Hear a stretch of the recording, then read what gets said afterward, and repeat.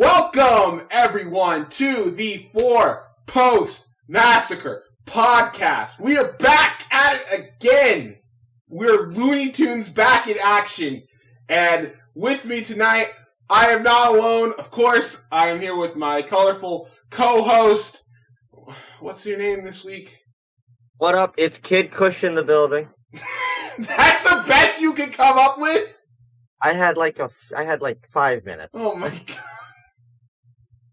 And we are not alone. As always, we have got a third party here at the table. This time around, huh? The party. Yeah. I'm just reiterating what you said, just let the people understand. You know, they got to hear you. Do they not know what a party is, Adam? It's a gathering of people. Yeah. We have.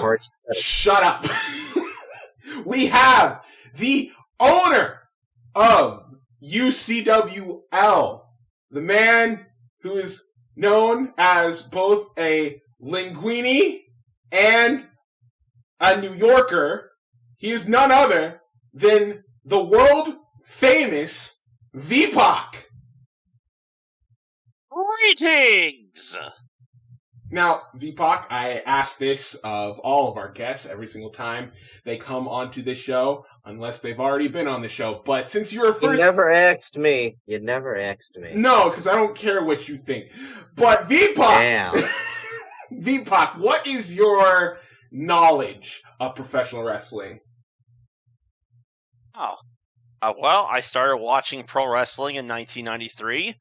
My first pay-per-view I ever sort of kind of watched was WrestleMania 9.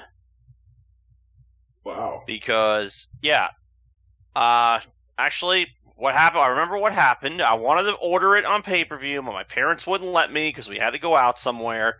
But it turned out my swimming instructor at the time, who was also a wrestling fan, recorded it on VHS, so he let me borrow his copy. And my father made a copy of his own. WrestleMania 9, that was... Quick thoughts, because it's considered like a bad mania. But at the time, what did you think of it as a kid? I was just happy I got to see Hulk Hogan for the first time. Hey, now that got soured later on.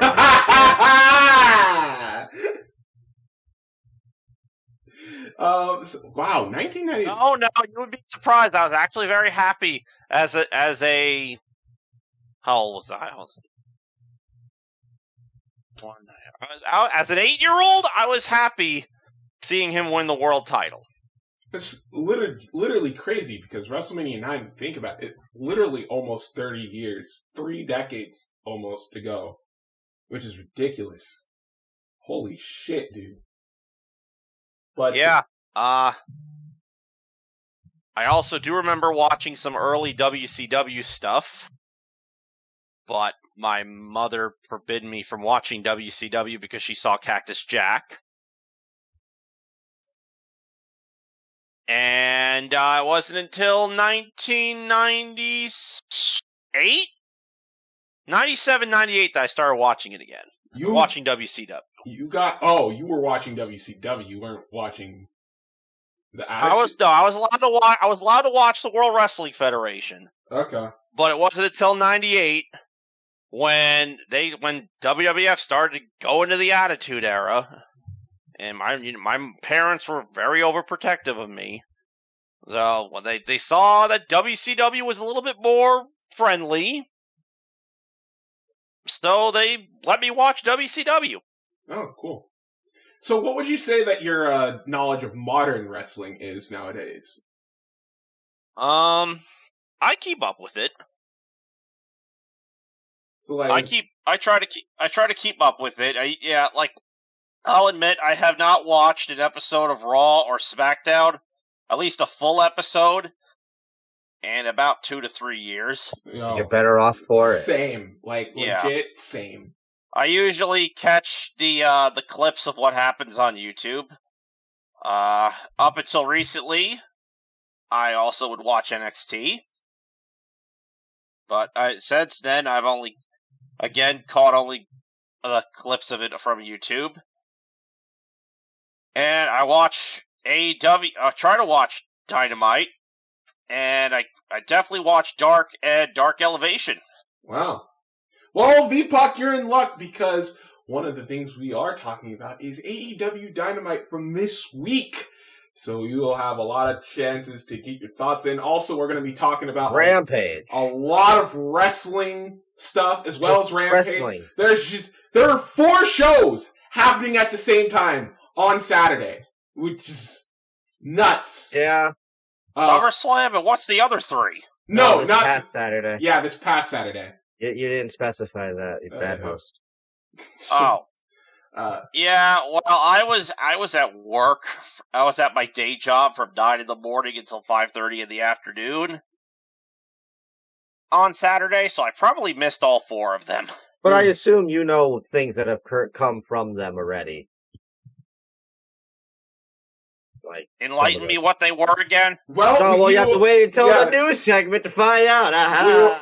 We will talk about that in the news segment. Also, we're going to be talking about the JCW Battlebowl that Adam went to, that I watched earlier today. We're going to give our thoughts on that. And VPAC is hopefully going to have a segment in which we could talk about from his perspective by the time we are getting near the end of our show. But that all comes later. Let's get on to our AEW Dynamite plus Rampage review! The flashing lights, Dynamite, the explosions, Dusty's my dad, Dynamite. Roads to the Top, premiering in 2 weeks. So, we are in Pittsburgh, Pennsylvania for this. Pittsburgh. Dynamite, yeah, Pittsburgh, for both. Pittsburgh, come on, get it right. Dynamite and Rampage. This is coming right off of the heels of Homecoming after Malachi Black had destroyed Cody Rhodes in the main event. So let's see what we got this week. We start off tonight with an MJF and Wardlow promo. MJF pretty much states, yeah, I remember hearing about this. MJF pretty much states, yeah, if Jericho, if by some act of God that you can get past Wardlow, let's say that you do, you're not going to be able to, after all that you have taken, after all that you have suffered throughout these weeks, you're not going to be able to beat me. And then after Wardlow says, after MJF says this, Wardlow kind of takes offense to it a little bit and says, like, he's not getting past me. Yeah, I'm going to beat him tonight. And then MJF very much reminding him, just like how you beat Cody. And he puts the apple in his hand. He said, get the job done, walks away, and Wardlow crushes the apple. I like that callback to his Cody match. I really like. But how long ago was that? Had to be over a year at this point, right? Yeah, because that was like one of their first few shows that they did. Okay. Adam, this is like a great point in where you tell me it is or otherwise. All right. Otherwise, is or what? What was the fucking Cody and Wardlow stuff like a year ago? Oh, or I didn't know you needed me to. I gotta look that up. Okay. Yes, this is what do I have you on here for? To make funny jokes. God damn it. But while Adam's looking that up, we're going on to our first match of the night, which was the Elite of Kenny Omega and the Young Bucks taking on Dante Martin and the Sydal brothers. It was February. Oh, yeah, I thought of this. February 20th, 2020. Yeah. So, like a month before COVID. Damn. Jesus. Yeah, because if I'm not mistaken, that cage match was supposed to, build towards... I don't think that was supposed to build towards the War Games match, but it was, I guess, hey, cage match, War Games. Yeah. Synergy. So, what needs to be known about this opening match is that this was... fuck Dave Meltzer. What? Yep. Yeah, what did Dave Meltzer have to say about it? Nope, just... I was about to say, what? Did they say there was too much flippy shit? They were chanting that at the JCW show, which we will get to. But also in lights to, the tweet that was brought up about the Alan Angels thing, because, this match, in the same vein of that, had a lot of those criticisms from some people about how much Dante was given in this match. But, and that's really the story of this match. The Sydal brothers are great. The Elite, as we know, are great. But this match was all about Dante Martin. It was. And for good reason, too. He was probably the one with the most to prove in this contest. Yeah. We already know. Yeah. Top Flight keep winning. Big Starts brand keep winning. You want to say something, V? Yeah, I'll be honest. Dante Martin has been kind of like one of my favorite things to watch on Dark and Dark Elevation. I know I did feel bad that his brother got hurt. Yeah. But hey, I'm kind of wondering what's going to happen when his brother's cleared to compete. There's a clear story here of, even if they don't want to break up the team, if they want to do a little mini hey, you forgot about me type deal, brother versus brother type shit, his brother's just as good as Dante. These two could kill. I'll be honest. I'll be honest. For the longest time, I used to get Top Flight and the Acclaimed mixed up. Well, that's not so. That might not be a problem much anymore. That might be the only bit of news this week in our new segment that isn't about a wrestling show. Yeah, we'll probably talk about Max Caster, but this was a fun ass opening contest. This is you throw in 5 credible guys and Dante who's fucking 19. Did you just call Mike Sydal credible? That is mean. That is mean. Zahaya, what is your issue with Mike Sydal other than the fact that he does yoga? Mike Sydal, independently famous for taking the goddamn flipping styles clash. Wait, what? You know that the infamous CZW gif of the Styles Clash. He's the guy who gets. Yeah, he's the one that that takes the Styles Clash. Wow! Yeah. All right, I didn't know that. Yes, that's Mike Sydal. Right, again, like I said, credible, independent, world travel, yoga. Okay. Flipping Styles Clash. I gotta look this up. I did not know that. Fair play to you, Yoga Man. But fair play to the indie guy here. Yeah, but Matt, I just thought he was. Mike was pretty much on the defensive here. He was pretty much taking the majority of the hits. Matt gets a hot tag at one point. He's going crazy. He looks just as good as he's ever been in his career, which is fucking crazy considering how long he's been wrestling. Yeah, this whole story of this match was Dante because, good God, as soon as he got stuff he did, the hot tag that he got on Kenny, what the hell? Literally think his hot tag might be one of the best I've ever seen. He comes in there doing flips and shit. He's jumping on the rope. He literally, from the base of the mat, jumps on the top rope and delivers a Hurricane Rana, and without stopping, does a double jump moonsault on Matt for the closest 2 count in this match. I honestly thought they were going to give it to him, and then I was like, oh, maybe Top Flight's coming back, and that'll be the all-out match. He didn't win. They let him reverse the one-winged angel. Do you know how many people they don't get to do that? Yeah, exactly. Again, and like I said, 19. And it's a testament. I think I say this every goddamn week on here.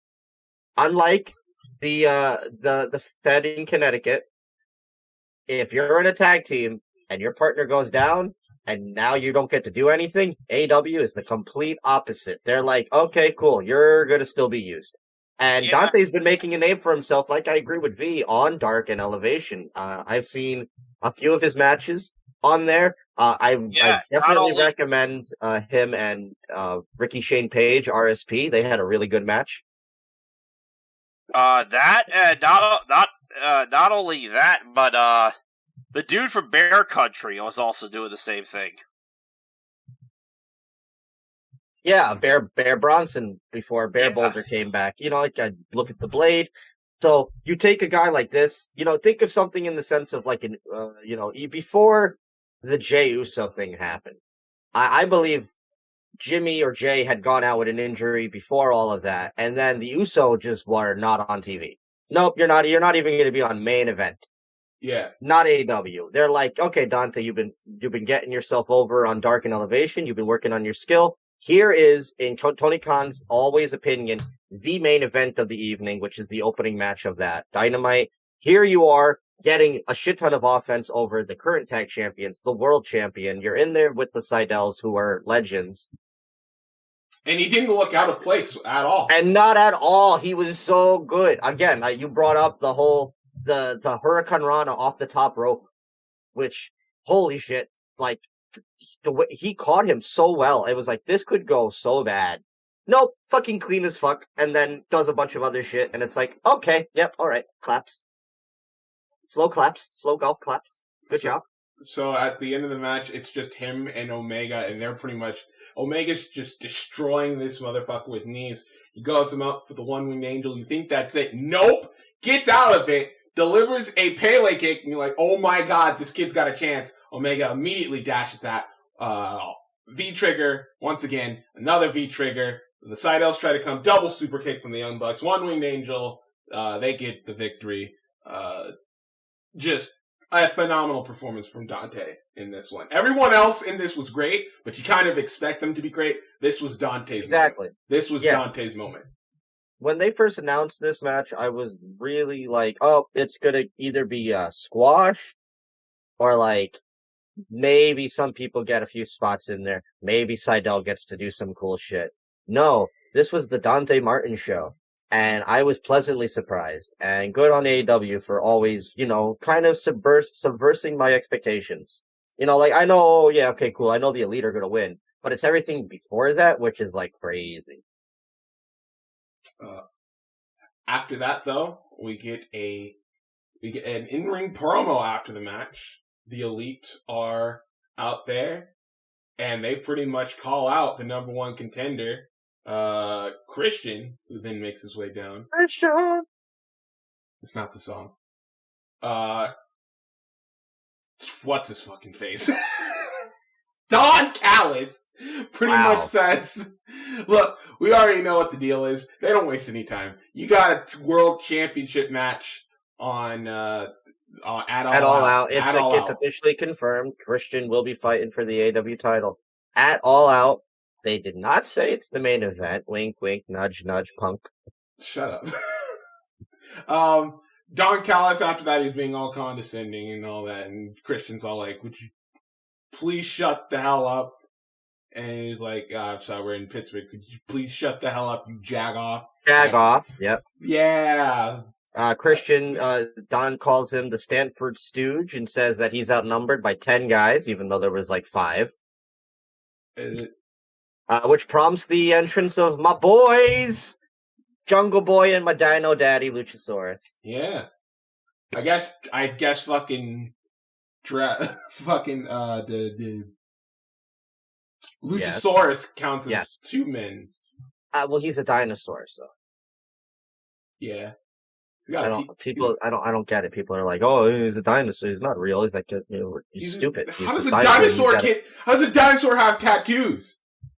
And a beard. Because just like the rest of everybody else, he evolved. Oh, idiot. You're such an asshole. He's got a PhD, bro. So, Christian comes out. He's like, yeah, I got this championship match at All Out. But I was doing some talking with Scott, who's apparently backstage. Scott D'Amore, yeah. Yes. We'll see on the show later tonight. And we were all talking. And, you know what? That's All Out is not going to be the first time we meet. We're also going to meet at the first episode of Rampage. Because on the opening match, you, Kenny Omega, are going to be defending the Impact World Championship against me. And I was like, wait, hold on. Huh? What? He said, what he say? Impact. He say what now? Impact title. Wait, what's going on here? Okay, sure. Why not? I like now. I will save my questions for when we get to Rampage about the all-encompassing story here, because I don't want to break into spoilers yet. Right. Because I do have a few questions. Obviously, people have the same kind of questions. I assume you and V also are thinking the same thing.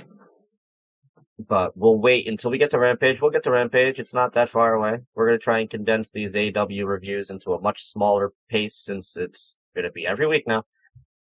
And until, it doesn't become that. But yeah, so Rampage, first episode. It's going to be Christian and Kenny and the Impact title on the line. All right, yeah, awesome. Christian Cage keep winning because that's how he rolls. But also, Jungle Boy says, wait, hold up. We're going to be challenging the Young Bucks this week next week. Next week, but this week. On Dynamite for the tag titles. So let's go, my boys. They're bringing the belts back to the Jungle Boys. Come on.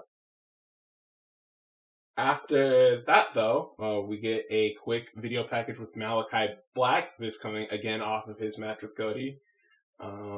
He said there seems to be a problem where, like, the man who goes out and tells the truth is labeled the fool. So he pretty much did everything he said he was going to do to Cody, and people thought he was lying. And he said there's no room for liars in the House of Black, and that by the end of this, he's going to render Cody so useless, and his voice is going to be so low that he's going to find out that he's been arguing with God. And I loved this. This was so really good. Again, he's been here for like 3 weeks, and he's already better than he's ever been in the W, at least main roster wise. Yeah. V, any opinions on Malachi Black? Pretty much the same. I think he's been I was shocked when I saw him show up. I was shocked at how he was able to defeat Cody. And I'm looking forward to seeing where he goes. Yeah, where do you guys think that is? Well, do you think there's a rematch at All Out with him and Cody? I don't think Cody's coming back at All Out. So, do you think he does something else? Do you think Miro? Or do you think it's too soon? I think it's too soon, because Miro's literally on the run of his life. Yes, but Miro said that he's God's favorite champion, and Malachi said he's God, so, like... That could be something they do, but I think it's way too soon at this point. Malachi just debuted. Miro... I mean, I feel like you wanna have him at All Out in some capacity. And I guess they will. The speculation could be maybe another squash, but it's like him and Dustin. That could work. And he just goes out there and kills Dustin. He just kills the whole Rhodes family. Yeah. Why not? Kills, something. I feel like you gotta have him on the show. But after that, we have a pretty good little match right here. Well, it's Darby Allin. Wait. Before that, we get another. There's another backstage. Yeah, sorry. There's a small video package with Miro, pretty much talking about how he crushed Lee Johnson. He talked about how everybody in AEW... He has a phenomenal line in here about Fuego, saying, I think it's on the lines of, people say they want to die for this company, so here's your chance to do it. Oh, great shit. That was phenomenal. Yeah, this is basically just a quick little promo to hype up that he's fighting Fuego on the first episode. On Rampage. On Rampage, and if Fuego wins, not only does he get the title, but he will also get a contract to AEW. Now, it's time for the match. It's Darby Allin with Sting! Taking on Red Death Daniel Garcia with 2.0 in his corner. I'm loving these three together. I hope this is like a permanent thing. It is such a good trio. This is such a damn. Again, crazy how they were in NXT like a month or so ago, and they were like, they were in the same spot they are now, but they weren't being treated like anything special. They're such good hype men. Like they're goofy and whatever, but they're like they're hyping up Garcia. You can see they're like cornered, like those corner dudes, like boxers have. It's great. It's a good gimmick. Matt Lee is fantastic. He has charisma out the wazoo. Great shout by Excalibur here to mention that Daniel Garcia at that point had wrestled 6 matches before then, including the 60-minute draw with Wheeler Yuta for the IWTV title. I still need to go and watch that.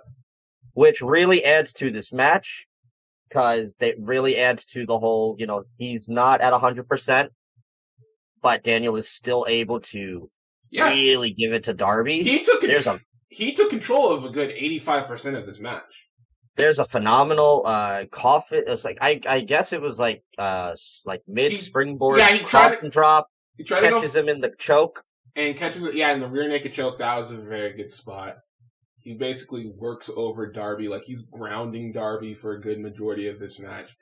This was a complete showcase for what Garcia can do in the ring, and so that you can get more reacquainted with his style. And I think they did that pretty good. Obviously, Darby makes his comeback. He hits a stunner. He hits the coffin drop for the victory. Kind of figured, saw it coming, but I thought this was, for what it was a good showcase for Garcia. The AEW knows how to do that well, where it's like, here's a guy, doesn't have a lot yet. Sort of like what they were doing with Yuta, where it's like, he's not probably going to win because he's fighting a big name like Darby. But let's still give him enough in there so people can be like, cool, this guy is cool, we want to see him more. He almost beat Darby, but he couldn't because he's obviously weakened from all the experience he had gone through that week with the other wrestling matches. And it doesn't look like we're going to be seeing the end of these 3 for a bit, obviously. The post-match, it's 2.0. Start getting at it with Sting and Darby, and it just leads to a fucking brawl all of a sudden. Yeah, 2.0 get their ass kicked. Yeah, 2.0 get their ass kicked by old man Sting. This fucking old man strength of Sting is unbelievable. And that's going to lead to this week on Dynamite. Get this, people. It's a Texas Tornado match. It's 2.0 against Darby Allin. And for the first time, and I think Tony said 20 years. 20 years. Sting will be wrestling on TNT in a Texas Tornado match. V, any opinions on this match and the upcoming tag match? Must see it. I must see it. Sting was one of the big reasons I did watch WCW.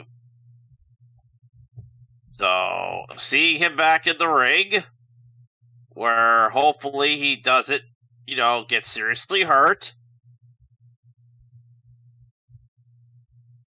I think one of the... go ahead. I think it should be awesome. I think one of the few things that AEW has done very, really well is protecting the mystique of Sting, in where he doesn't have to do too much. He just needs to get all of his shit in and, get the good crowd pop. And that's because that's what they're here for. And Tony knows that. So they're not going to overcomplicate things. This is what I appreciate.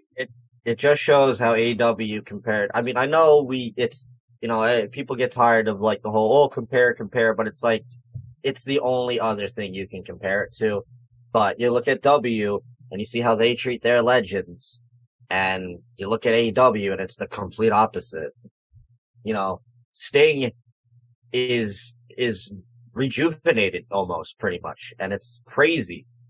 And he's great, and people still pop for him, and it's all amazing. It's all great and great. Put him in the Texas Tornado type style, so he doesn't have to do a lot of like wrestling work. It could be a car crash, hardcore type match. He can do singer splashes and all this jazz, and it protects him at his age. Darby will get over more as he is. Hopefully, 2.0 get to do a little bit of stuff in there as well. I'm looking forward to it. Yeah. after this, it was a Death Triangle promo. Phoenix and Penta. They're all together, yay! Yeah, they're all together now. Phoenix and Penta, the pissed at Andrade is like, this weirdo is trying to break us up, and I don't like it. I don't appreciate it. Penta's like, Who is this fake Latino trying to say that he's the king of Latinos? He's from Charlotte now.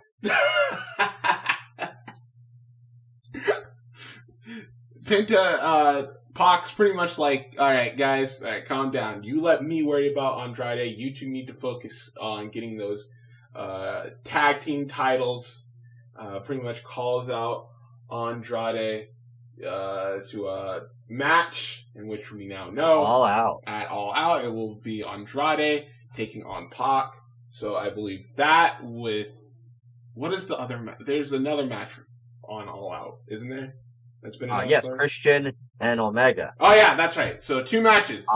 Also, there's a third match that was announced months ago. They haven't mentioned it since. I assume they'll mention it in the coming weeks. But they had mentioned back at not Full Gear, at what was the last pay-per-view? Double or Nothing. Yes. They had mentioned at Double or Nothing that the Casino Battle Royal was returning, but it was going to be the women's one again. Oh yeah, that's right.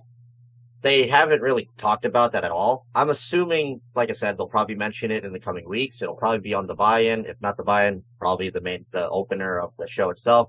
I think that's all designed for Ruby Soho's debut. Hell yeah. So that's just my opinion. So yeah, they haven't really mentioned it. So 3 matches technically confirmed for All Out at this point. More, of course, in the coming weeks as this card begins to take shape. This match is going to fucking smack. Yeah, it is. After the promo, though, we get our second 6-man tag. It is the best friends of Chuck Taylor, Orange Cassidy, and Wheeler Yuta taking on... That's what I said! I don't know about that. Taking on the Hardy family office of Private Party and Matt Hardy. This is... The Hardy Party. That's what they should have been called. Along with TH2, the Blade, and the Bunny as well. And what about that Indian dude that's with them? He was not there. I guess he's just like a young boy for now. He's like Private Party's young boy. It's like he's used on Dark a lot. Yeah. But he's part of it, I guess. Whatever. It's just a fun little... Wheeler Yuta is just with the best friends until Trent Beretta gets healed. Yeah, which could be a while. It could be a while, yeah, at this point. But why? How bad is Trent hurt? He got like another neck fusion surgery. Yeah, so I like Yuta being a part of this because he's so weird. But I mean, he's weird and it fits with the best friends. But also, there's a lot of like actual connections between mostly all of them. Maybe not as much Truck, but Wheeler Yuta and Chris and Orange Cassidy all coming from like the East Coast Beyond Wrestling territory scene. Right. They've all wrestled together and like they all know each other really well. So he fits in really well with this team. And again, yeah, he's weird, so it fits. You know, they're all weird guys. They have an alien, and whatever Yuta is, he's like a cyborg or some shit. I don't know. And then Orange Cassidy is whatever, but that's like the actual explanation of what he is. And then Chuck Taylor, who's just bonkers. So yeah, it all works. I thought he was the Southern gentleman. Yeah, he's whatever the fuck Chuck Taylor wants to be. The Kentucky gentleman, bro. He's whatever he wants to be. PWG World Champion. Former World Champion. That's what I said. Yeah, no, you didn't. Yeah, Chuck Taylor, though.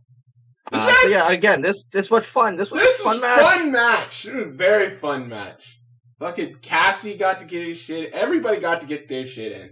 Fucking Private Party got the most laughs out of it. The opening was so funny with Matt Hardy doing the delete, and then Orange Cassidy puts his hand in his pocket.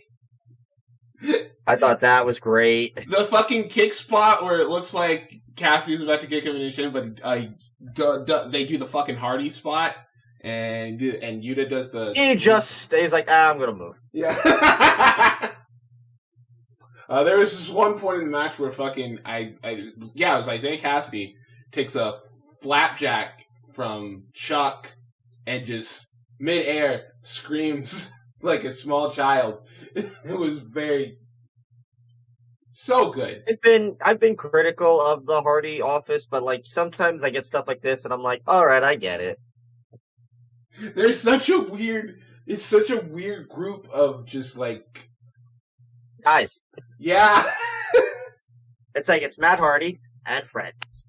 And not even friends, like associates. Associates or whatever it is. At one point, Nyla Rose comes out and attacks Chris Statlander. That's leading to that's also going to happen on later tonight. It was kind of fucked up. Yeah, she just slammed the shit out of her on the edge of the ring. That looked painful. Chuck Taylor took TH2 out with a tope con hilo after that. Goes into a power bomb onto Cassidy, hits Mark with a spinning Liger bomb, which looked awesome.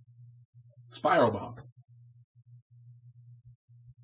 There was a lot happening in this match. The ending, Wheeler Yuta is trying to fight off Private Party, but it's too much for him. He gets hit with the gin and juice. But that's the Hurricane Rana Diamond Cutter combination, right? Yes. Orange Cassidy breaks up the pin. He gets taken out. Matt Hardy takes advantage with a twist of fate and pins Wheeler Yuta. So good. The Hardy family office finally get a victory. It's been a while for them. This is the kind of feud that I think works for all of these guys.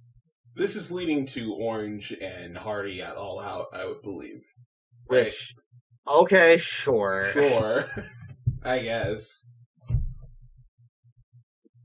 I feel like there's something better Orange Cassidy could do, considering he fought for the world title on the last show, but wasn't supposed to be in that match. Yeah, I get it.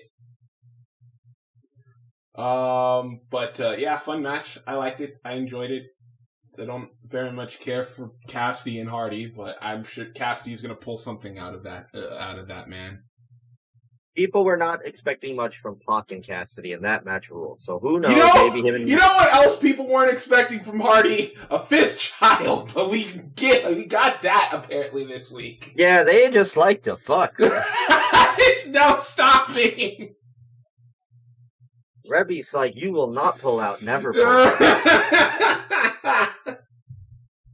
You will make a fifth child in me now. That's going to be the new Hardy family office. Yes! All of his fucking kids. Absolutely. Maxwell's got to be like, how old now, right? He can wrestle. There's a fucking, if -1 can wrestle. Oh, boy. After the match, though, Chavo, Andrade pretty much respond to Pac. Says, how dare you turn down our offer? And at All Out, we're gonna make you pay. Andrade's gonna make you look like a fool. And so that's it. That's the set match. Andrade versus Pac. Like Adam said, that match is probably gonna fuck. And I'm more reassured thanks to Andrade's performance at Triplemania, but we will get onto that in our news segment. V, any opinions on Pac and Andrade? Should be good. I'm looking forward to it. I'm going to try and get All Out. We could probably, if someone buys it, we could probably stream it. I will be buying it on pay-per-view. I figured you would. Support AEW. After that, we get a short video package of the eventual rematch between FTR and Pride and Powerful. Pretty much Santana saying, when you step into the ring, you're gonna be willing to spill blood. And then they show, again, that fucking horrific accident. Why do we keep seeing it? This is twice now. I get it. He impaled himself. On the post. I get it. I don't need to see it anymore. Thank you. So squirmish. I am. Jesus. Shut up. But you know what I see on a daily basis. Fuck off. But yeah, I'm excited for their eventual rematch. Hopefully they can have it all out and like Dax is cool by then. No, not Dax. Cash. Cash is cool by then. But after that, we get our women's match as Nyla Rose takes on Chris Statlander. Chris obviously hurt after having her ribs rearranged after Nyla pushed her into the apron. So Nyla's pretty much on top of her for a good majority of this match. Hits a pounce early on. Shouts out to the alpha male, Monty Brown. There's one point in the match. Nyla tries to catch Chris while she's on the apron. Chris ducks, kicks Nyla in the face, does like a whine, I don't know how you put it, but it's like she did a moonsault off the apron, but like did a little twist. Yeah, she does. She does like it's a pendulum. Yeah, pendulum moves. Like, away we go, and then just does it. Like that was cool. Vicky decided to get herself involved in the match by screaming in Orange Cassidy's ear for some reason. Yeah, that's her superpower. Fucking she screams. No, never again. Orange just looks bothered.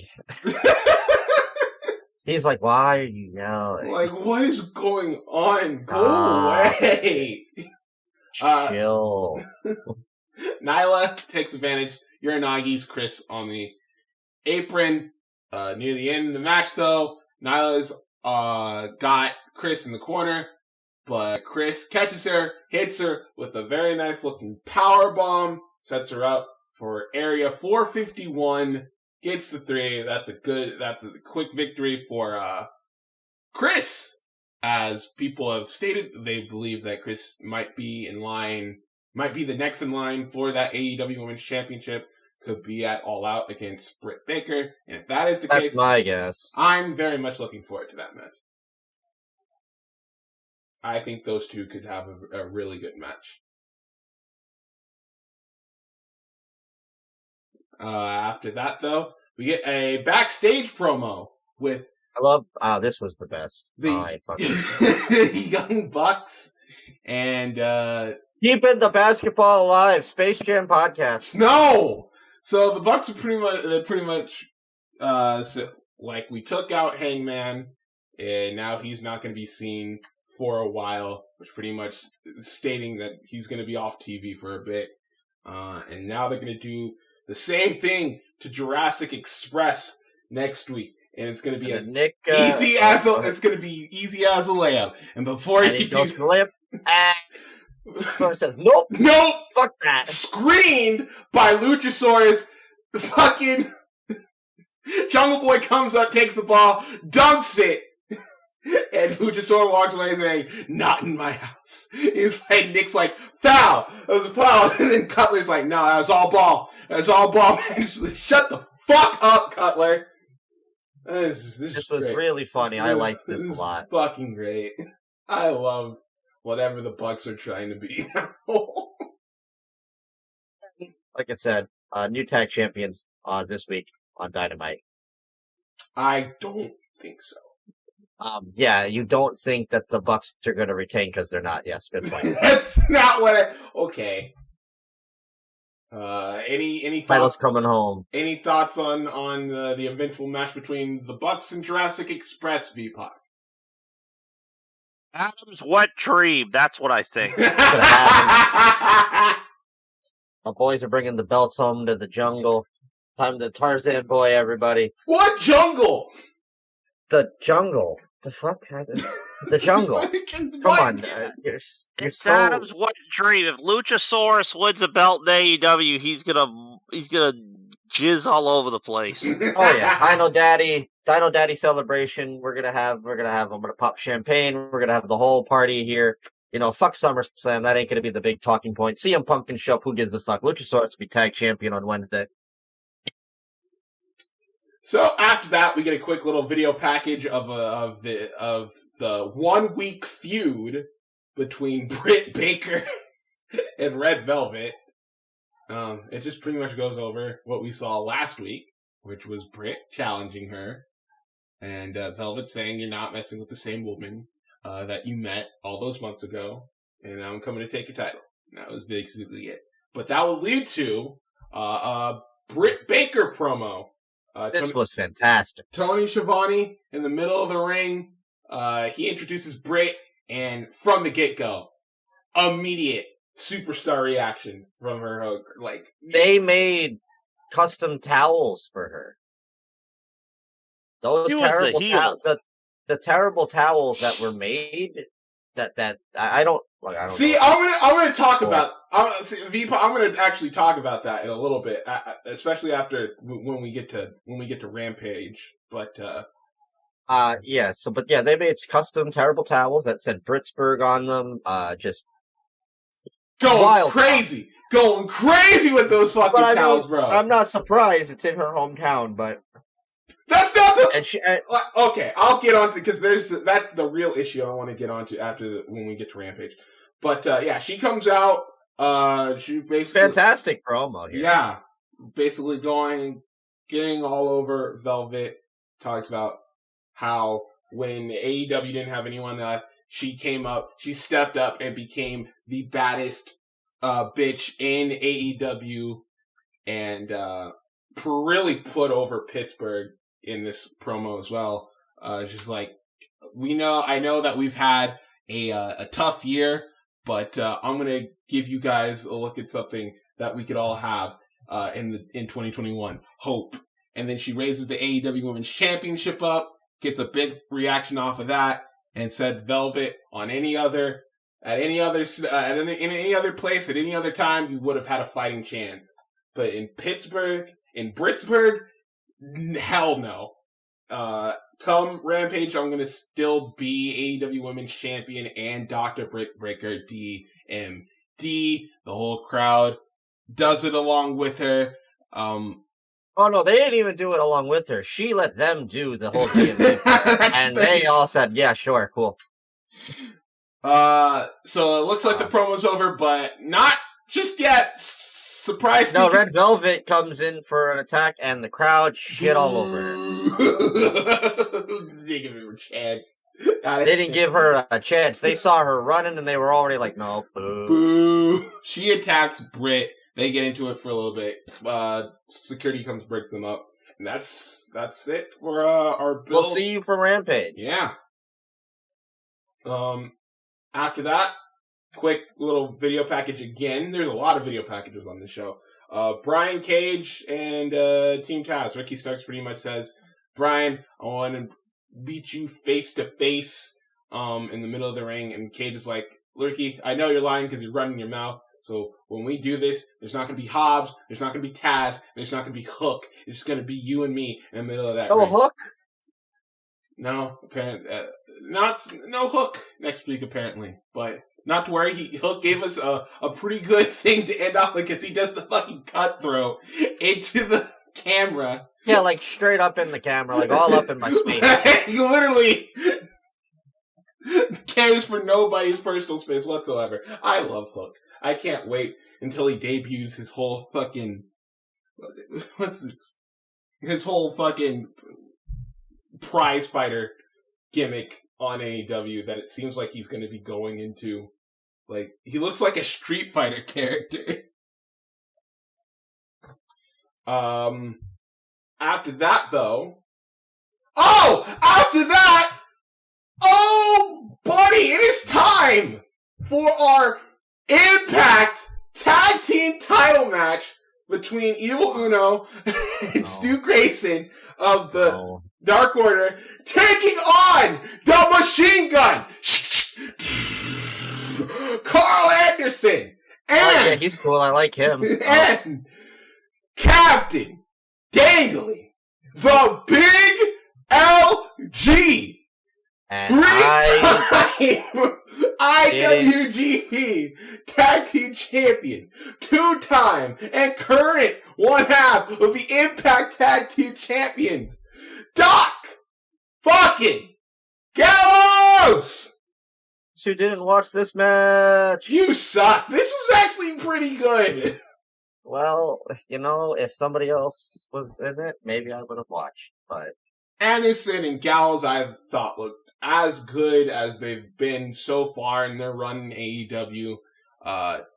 Dark Order, it helps that they're as over as they are, so they didn't really have to work all that hard, but they gave it a good effort. Stu Grayson, I thought, looked really good in this. He was going crazy when he got his hot tag. He was running wild on both Carl and Doc Gallows. They do their little Senton 450 spot that looks cool as well. That was a throwback. I saw the GIF of that. That was a throwback to their Super Smash Bros. Days. Yeah. They've been doing There's a lot of that tonight. Yeah. They've been doing that a lot lately. They're about to set up Carl for the fatality. Gallows pushes Stu off the top rope. Take advantage of Evil Uno. Hit him with the Magic Killer. And still, your Impact Tag Team Champions. The Good Brothers, baby. And this makes it even better because we get to talk about the Good Brothers again in our news segment. It's the gift that keeps on giving, Adam. What do you mean, we? What do you mean, we? You know how much wrestling was on? Yeah, I do. That was too much for me to pay attention to that long. Any thoughts? That was not one of them. Any thoughts on this match, VPAC? Unfortunately, that is the one match I think I missed. Oh. Good! Yay! Good job. Am I the only that appreciates the Good Brothers? Yeah. Wow. Oh, okay. Yeah, you are. I see how it is. No, it's nothing to see. That's the point. After that, though, we get another video package. This time it's for the NW Empower match. Yeah, Camille got to talk. Camille and Layla Hirsch. Boy. They pretty much just the whole thing is like, oh, Camille is big and tall, and Layla is not big and tall. But Layla doesn't care. She's gonna kick Camille's ass anyway. Camille says, "No." I'm looking forward to that match. Simply because I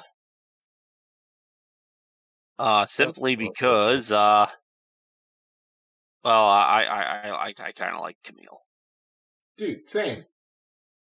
I like Layla. I love both of these women.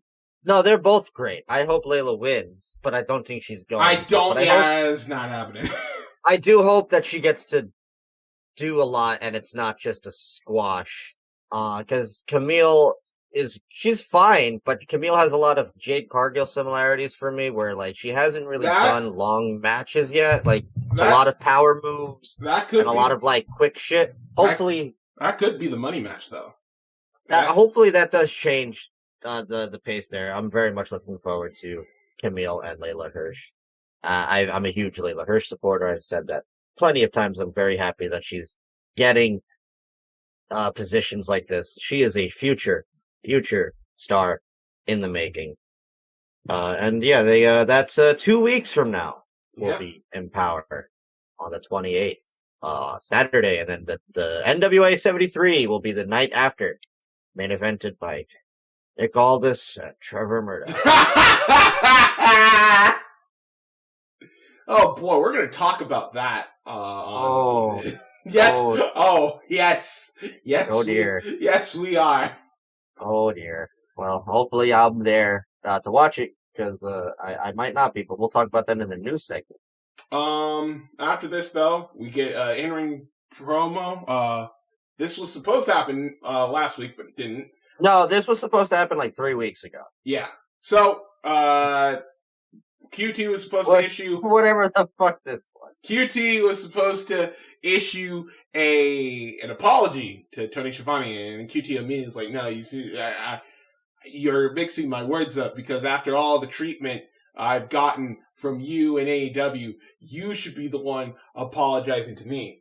But QT's like, you know what? I'm a fair man. So you know what, Tony? I am going to apologize to you. I apologize to what I'm about to do to your son, Chris. And then he's like, get him, Nick!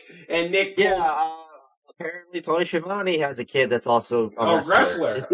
Is this just the QT storyline now? It's like attack the guys who also have sons as wrestlers. Yes. Let's beat up Arn Anderson and then beat up Brock. Let's beat up Tony Schiavone and his kid, who, if his kid is trying to be a wrestler, he's failing already because this fucker didn't sell a goddamn thing. He got hit with the goddamn diamond cutter and was immediately back up on his feet. Yep. So this kid needs a lot of training. Yeah. And all of this was to prompt well,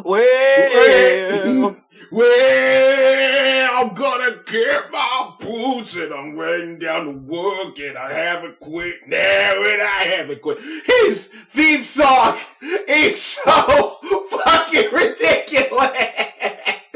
Well, the good thing is it's the same guy who did his WWE theme song, which I thought was really cool. Now, if you listen to his WWE theme song, it's also ridiculous. By the way, because it doesn't make any fucking sense. We're talking about Big Show Paul White. Yeah, we're talking about Paul White here. Paul White comes down with his new theme song, gets in the ring, chokeslams Aaron Solo. That's the second. That's where this is all leading.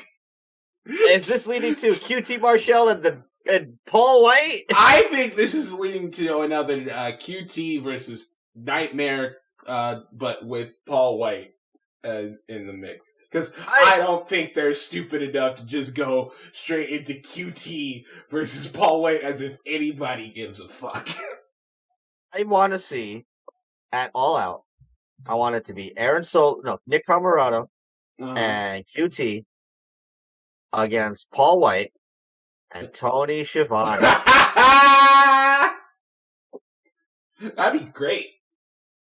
That could possibly get good heat too, because then you could have Tony punch QT in the face, and then have and then Tony and Paul White win, and everybody goes, "Yay!" Yeah, QT's an asshole.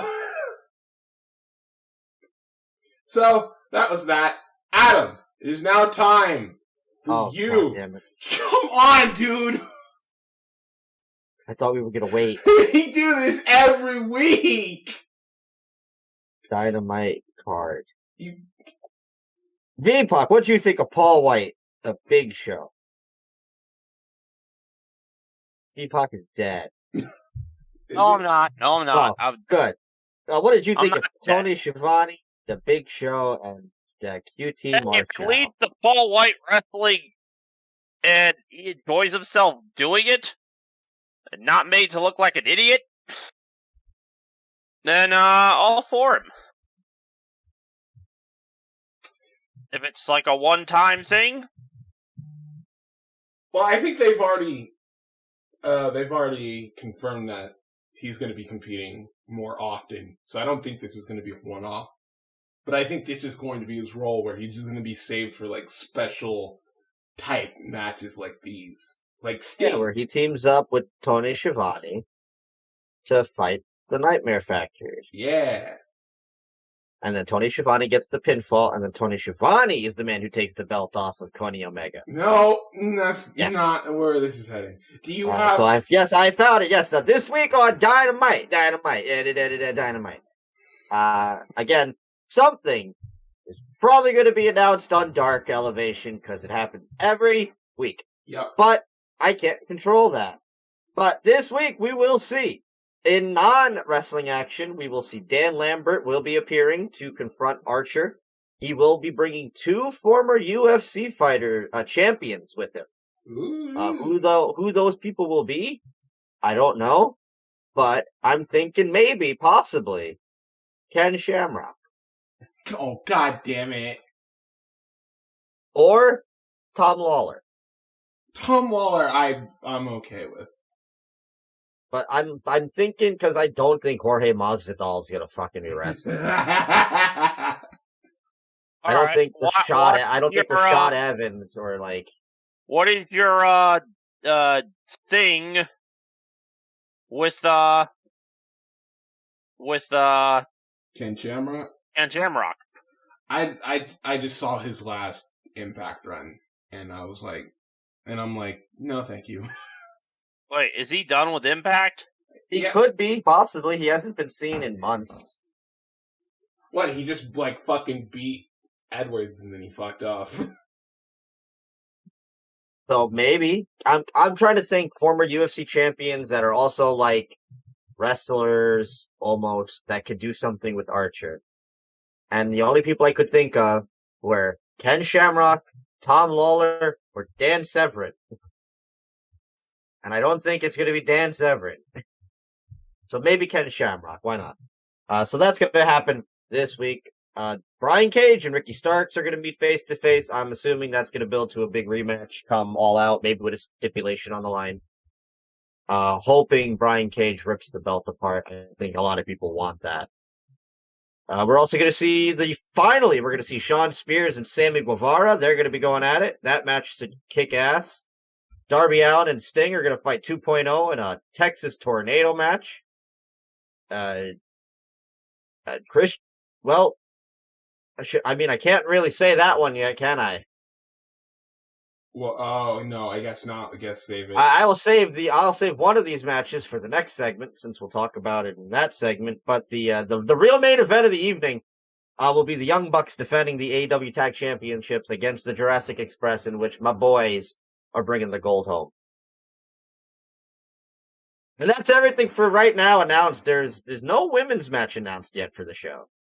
Which is kind of surprising. Again, we gotta wait until dark, a dark and dark elevation, because I don't know what it would be, but maybe something. Well, we're gonna. I don't know. I don't know. Rampage. There's someone who debuted, so you never know. Oh, that's true. But also confirmed for Rampage, we'll be talking about in a few seconds. Of course, Impact Championship, Christian and Kenny, Fuego and Miro for the TNT. Britt Baker and Red Velvet are going to fight for the Women's Championship, so we'll be going over that in just a few minutes. But we got to talk about the main event of this week's Dynamite. It's the fourth labor of Jericho, as Chris Jericho takes on Wardlow with MJF at ringside, not as a referee or whatever. And this was not good. Oh, this was not good. This is what that is. This is not a good match. I don't know what happened here. It was slow. It was plotting. Wardlow messed up a bunch of his spots. He looked gassed as fuck. He could barely pick up Jericho for those fucking power bombs. No. Nobody looked good by the end of this. Honestly, the aftermath didn't look good either. I thought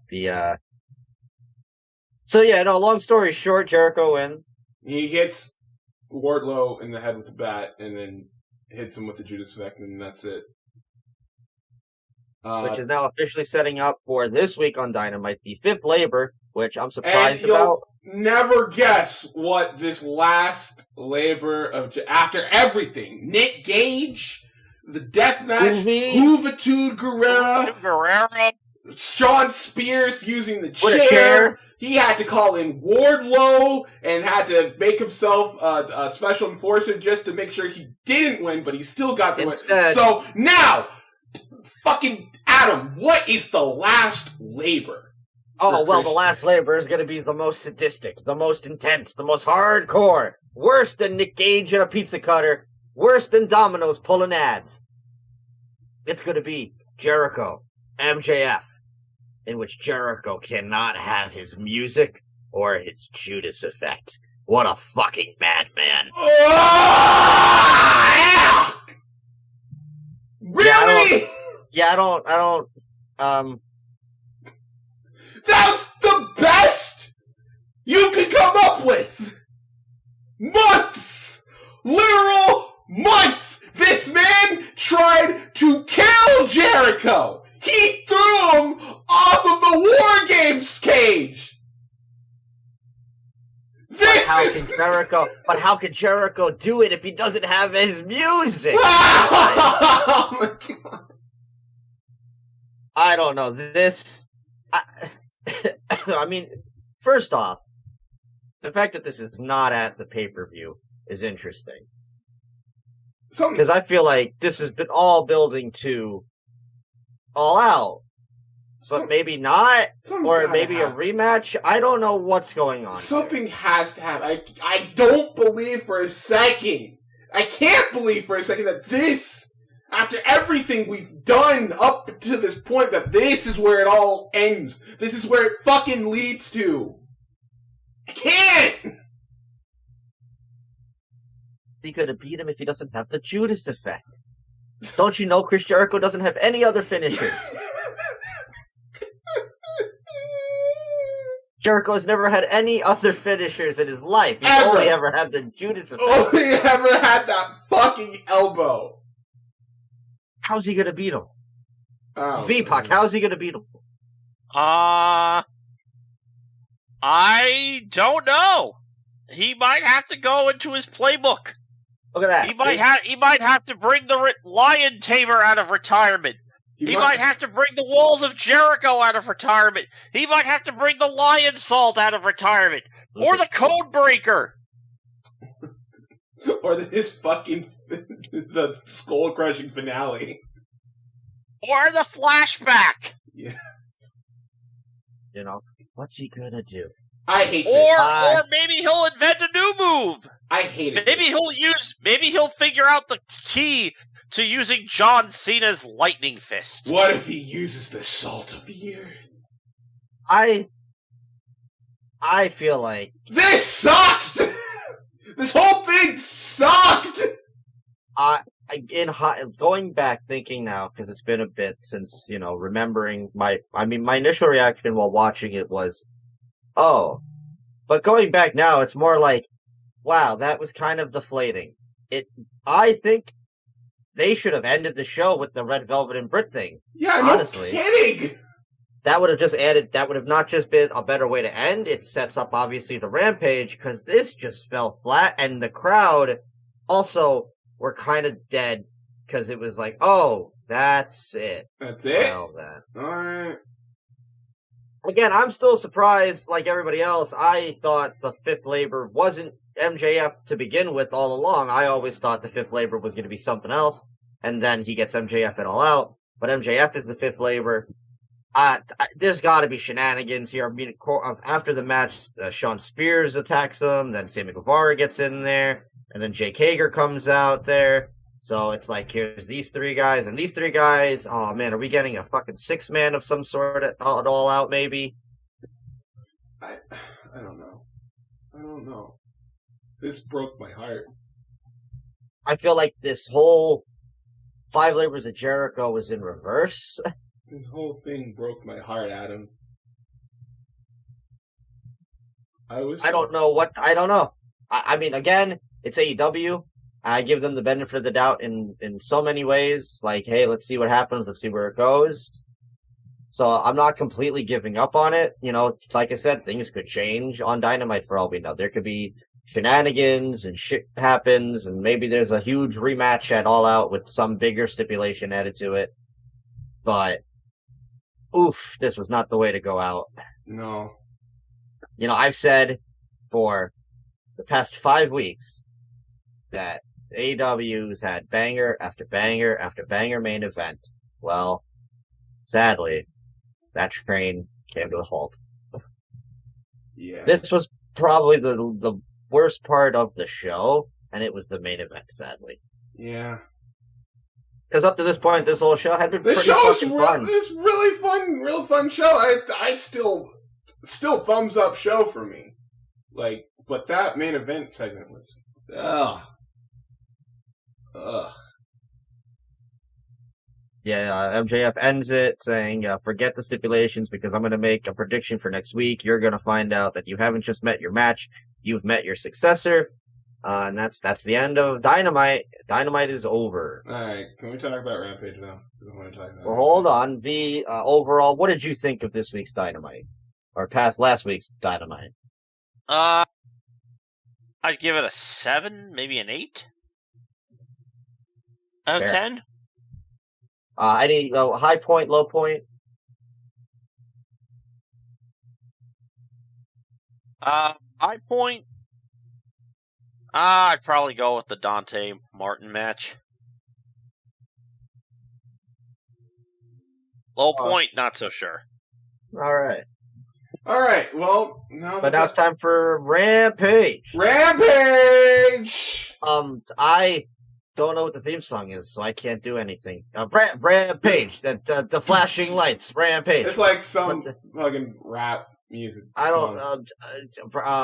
We're in a rampage. It's Rampage.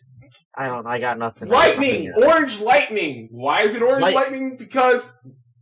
No, it's blue and orange lightning. Blue and orange lightning. I got it. Do the dark elevation theme. Rampage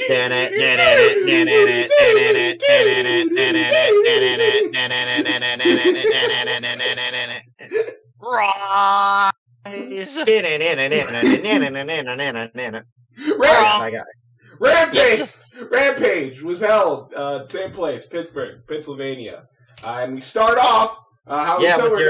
First we have our announce team for the evening, which ends up not sticking for very long. No, it's Excalibur and Taz and Jericho and Mark Henry. Mark Henry basically just here for this one match, the opening contest, which was, of course, Christian taking on Kenny Omega for the Impact Wrestling World Championship, and these two just had a fucking great match. And this was between this and the Dynamite, the best match AEW put on last week. I think I'd have to agree. This match was This match was so good. Christian finally getting to be Captain Charisma with doing just his best wrestling that he has done since coming to AEW. And that's not to say he's had bad wrestling. He just finally got to be full on Christian. He needed that one match in which to say all right, is he warranted going into the main event of All Out? Is this whole thing with Christian just nostalgia, or can he still deliver? And I am very proud to say that this man can still fucking deliver. So good. Jericho had a lot of really good pointers. Both him and Henry they very much put Christian over in this contest. They had special Impact referee Brian Hebner to be a part of this one, which I thought was a nice little touch. It's not an AEW ref that was part of this; it's an Impact ref. The Impact, the referee Forbidden Door has finally opened. So yeah, hell yeah. This match was just all kinds of fucking good. It's just a whole thing. Omega being full of himself. He was just in there. There's at one point where Christian does Omega's hand taunt and then flips him off. That was really good. That was a cool moment. That's a moment that's probably going to stick with a lot of people for a good majority of the time. These two just went all into it, man. Kenny got to get all of his stuff in. He looked as good as he's always been up until this point. Christian just giving a fucking stellar ass performance. He and Kenny, I don't know what to say. You literally have to go and watch this match to just see it's fantastic. Just to see how well these two work with each other. Fucking just everything up to the point with the near falls with the spear and then the frog splash. All of Christian's signature maneuvers. Oh man,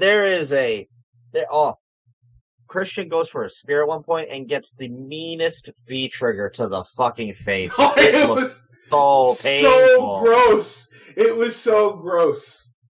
And then Christian hits a mean-ass looking spear as well. That spear looked phenomenal, better than his brother's.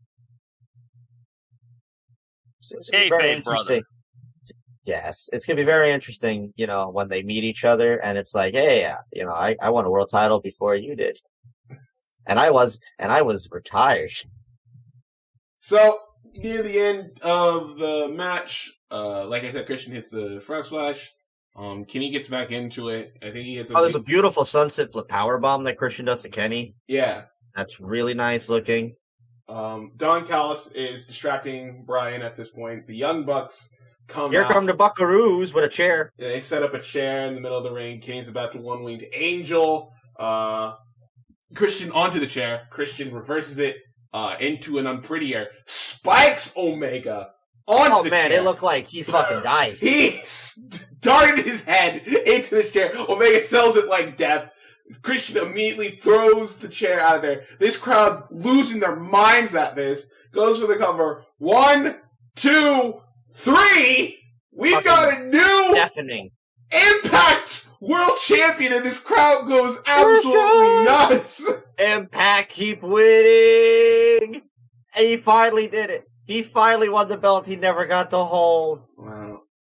Because he had left by the time they had created the TNA title. Oh my god!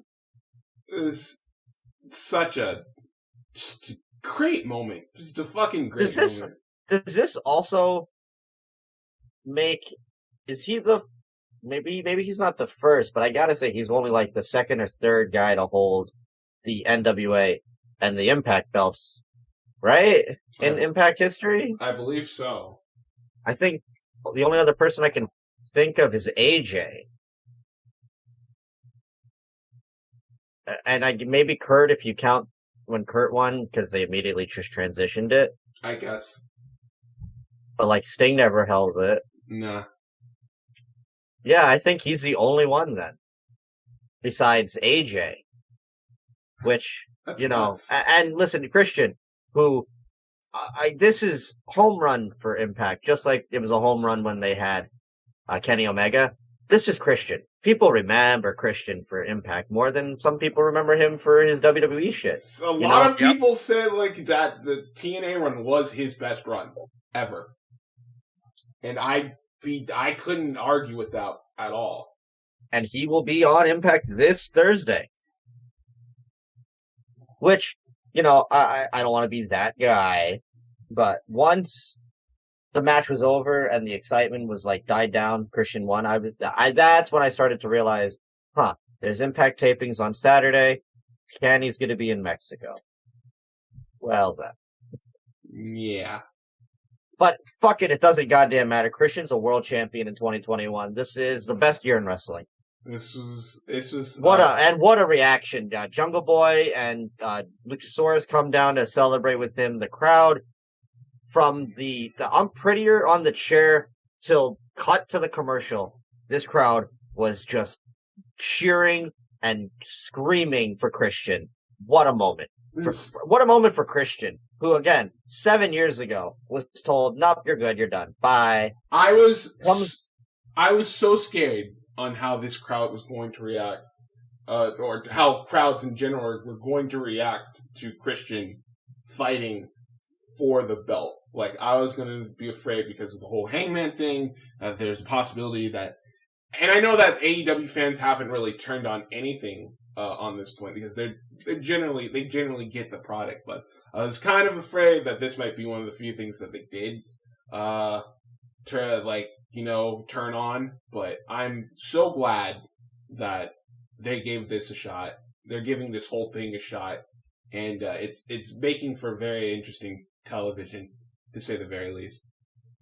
Hey man, like I've said it before, you know, working agreements with all these wrestling companies together just make a better product overall for all the fans. You know, your intelligence is not completely shat on. It's like, cool, this happens here, and this bleeds over there, and everyone is connected, and it's like, oh cool, now I have to watch Impact to see Christian, which I hope Impact does something well number-wise or whatever. I know they're not on Twitch anymore. Now they're only on YouTube behind a pay window. But I don't think it's that expensive. So you can watch it there on YouTube. But, you know, hopefully there's a good turnout. It's fucking Christian. He's back in the Impact Zone. He's got the titles. What is this world? What are we living in? V, any thoughts on this? Scott D'Amore was there as well. Yeah, I'm happy. I'm happy for Christian. I was shocked that it actually happened. I was kind of wondering how they were going to have Kenny lose his belts or start losing their belts. The best part about this is that if so many people were like concerned, like V said, about how Kenny was going to lose it, and there were a lot of he had gone through Moose and he's gone through Sammy. And he's gone through Rich Swann and who else? There's probably other people. Chris Sabin maybe. Like, who was going to be the guy that was going to take it off of Kenny? This is the perfect option. Because Christian is a guy who could easily lose the belt to anybody now on that roster. He could lose it next week. To Brian Myers. No. And, I mean, I'm not saying I won't be happy about that. I'll kill you. But if that leads to Matt Cardona winning the belt at Bound for Glory, I don't want to see Matt Cardona and Brian Myers fighting for the Impact World title. Get the fuck out of here. Now, you say this, but I say otherwise. Oh. They haven't had one good match with each other. Well, this will be the change when they are main eventing Bound for Glory for the Impact World title, and Matt Cardona becomes Cardona 3 belts when he's got the GCW title, the Impact World title, the TNA World title. I am enjoying GCW Matt Cardona. Impact Matt Cardona can fucking go away. Well, we haven't gotten GCW Matt Cardona in Impact yet because the tapings didn't happen.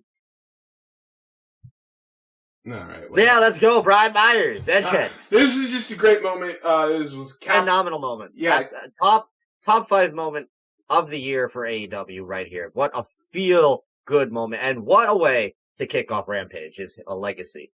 Henry with a huge world title change like this. Henry catches Christian backstage. They're all enjoying a little bit of the bubbly.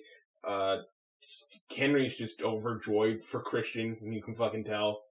I mean, they've known each other for how long? He's stumbling over his words. He's like, Christian, how does this moment feel?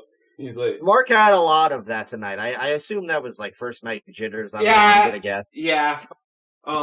Like, I wouldn't say he was bad in any sense at all. No, he was just like, it's gonna take a bit. And once he finds the niche like Paul White has found, because him and Tony Schiavone are fucking hysterical on Elevation together. Him, Tony. He's gonna fit right in. Him, Tony, and Kingston are all just great. Also, I can't wait. Hopefully, on a Rampage for people to finally get to see on TV Taz singing to Jungle Boy's theme song because it's a delight. Henry pretty much asking. And also he Christian bringing back at least one of his catchphrases. If you don't know, now you know. One? Oh.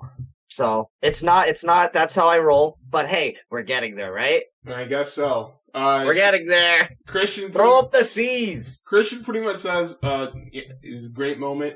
They can't stop here. We got another thing to accomplish. All Out, coming for that AEW World Championship.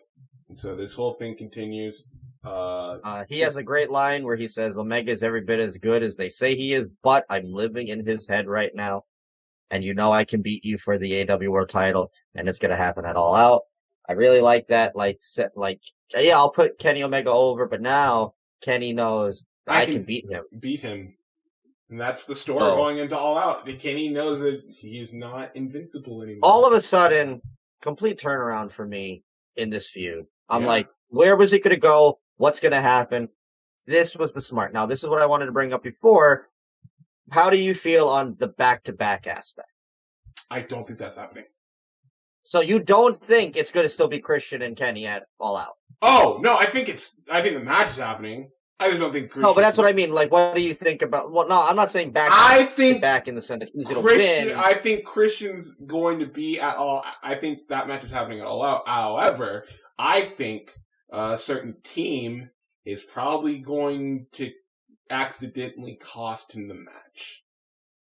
You think Jurassic Express is going to accidentally cost Christian a match? Mm-hmm. Why do you think that's going to happen?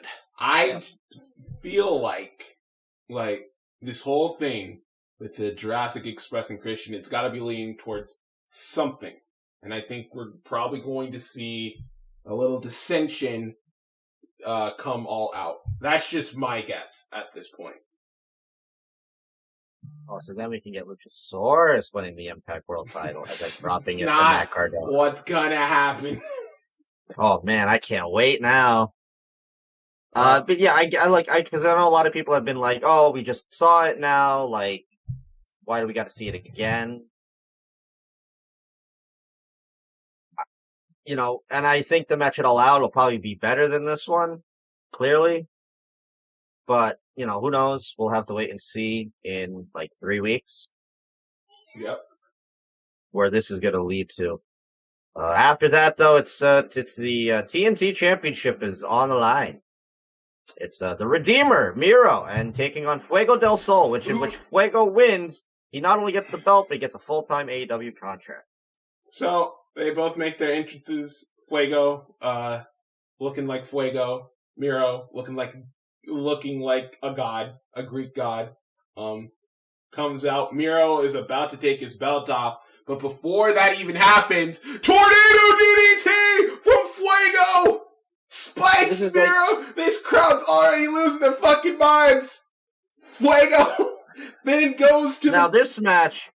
No, go ahead. Fuego then There's not a lot to talk about. Fuego goes to the top. Tornado DDT. Spikes Miro on his head. Miro is on the outside. He's hurt. He can't get back to it. He's got to get back to his feet. The match has started. The referee's counting.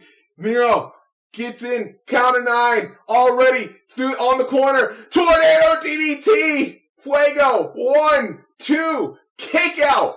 Fuego knows that he can't stop. He's going to the top rope. He's looking for another one. Tornado DDT. No. Samoan drop. Picked up. Super kick. Game over. Bends that motherfucker back. And Miro is still TNT champion. Now, this match is what I thought the Lee Johnson match was going to be like. That obviously wasn't the case. But hell of a way to still make Fuego a huge, star. Because the crowd was just eating it up. And, of course, leads to what happens afterwards. So, Miro wins. What does Miro do next? I don't care. I'll watch it. Well, what Miro does next is that he takes the contract and he rips it up. Yeah, he rips it up. That's the end of that. We go to break, but we come back from break. And Fuego's still in the ring. All of a sudden, Sammy Guevara. His music hits. Tony Khan is with him. Jericho cannot shut up about it. It's the first time he's on TV. Even though we see it all the time. Even though a few weeks ago we saw him literally not help Cody Rhodes, but he got the shit kicked out of him by Malachi. Literally, I've seen him 8 times during the whole pandemic era. But it's his first time on TNT. It's his Jericho. He can't shut up about it. But whatever.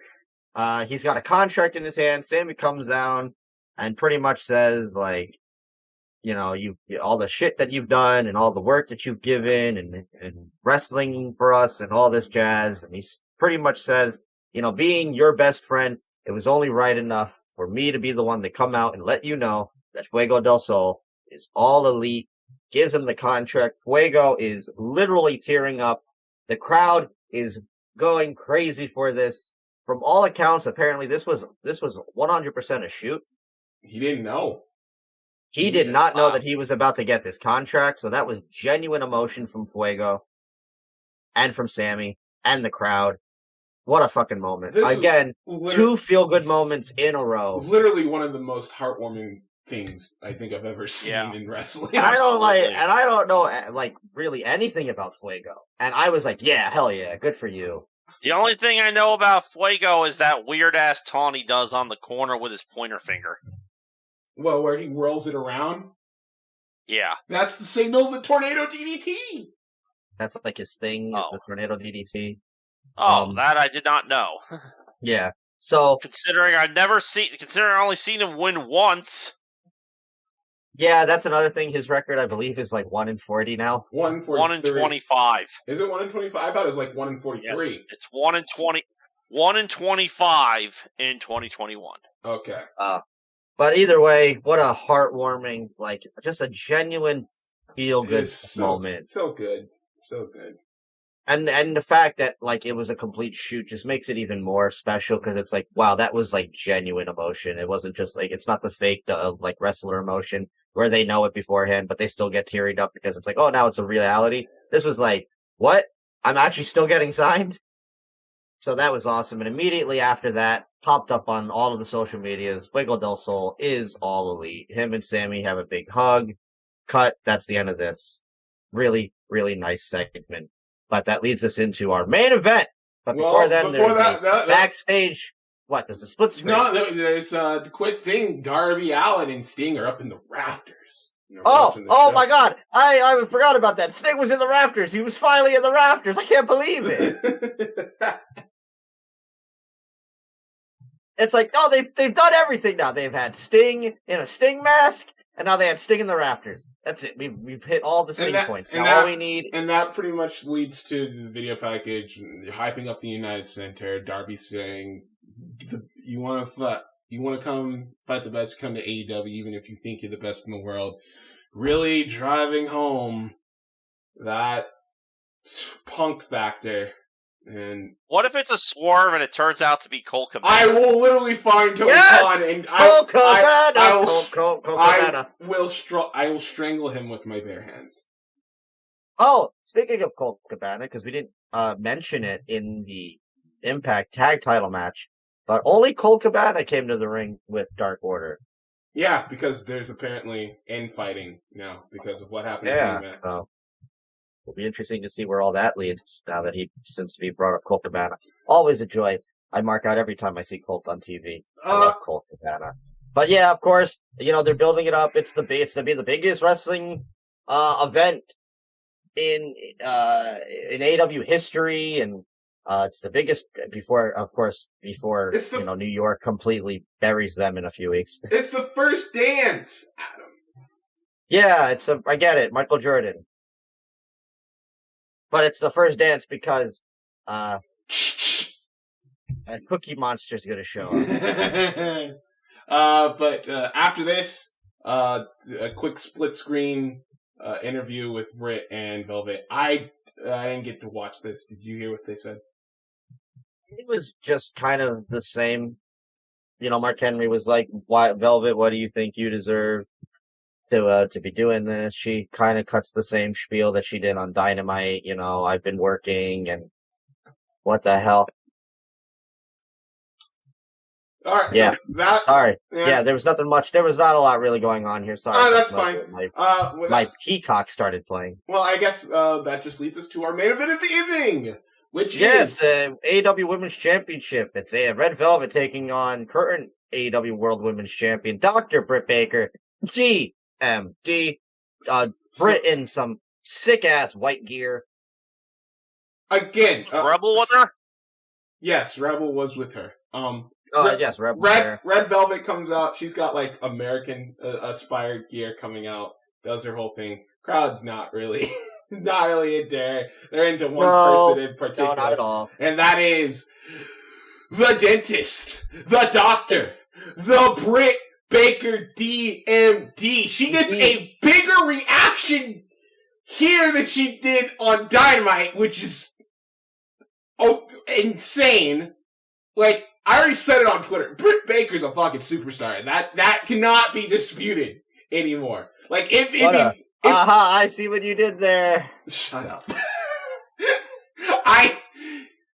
It's just like, it would be one thing if she got this type of reaction, like, in her hometown. Like, you get a big reaction. That's kind of it. But she gets this kind of reaction literally everywhere. She goes!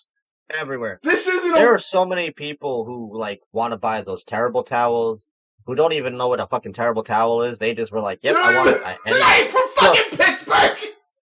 They just were like, "Yep, Britt Baker stuff. I want to buy it because I want to support her. She's that over. She's Britt fucking Baker. Fuck, dude. She's a fucking megastar." And look, I get the criticisms, and obviously, we'll talk about the aftermath here, where people are like, just pull the trigger, make her the baby face. But it's like, does it really matter at this point? Yes, that's the thing. Because this whole, I thought like what they were going to do. All right, so it's Britt Baker's hometown.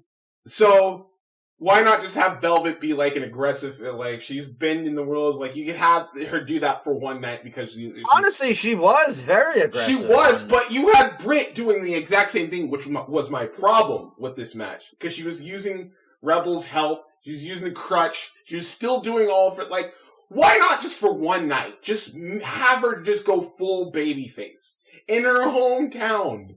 Like, but the thing was, the crowd were good. I know, regardless of what she did. Do you understand how better it would be if she got that Hulk up spot and she was going crazy and we never got that.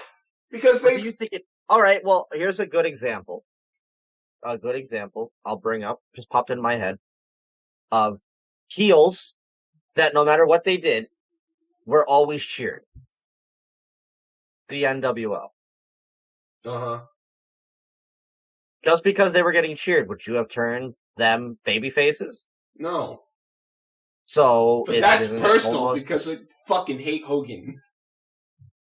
All right, well then just talk about Hall and Nash then. Would you do the same? Eventually, I would. So wouldn't you do it eventually with Brit? Yes, I would do it now. Right, but here's the slight issue that I'm starting to realize. Say Brit turns face. Uh-huh. Right? Well, who the hell does she fight that's a heel? Nyla again? There's not many, are there? Fuck. And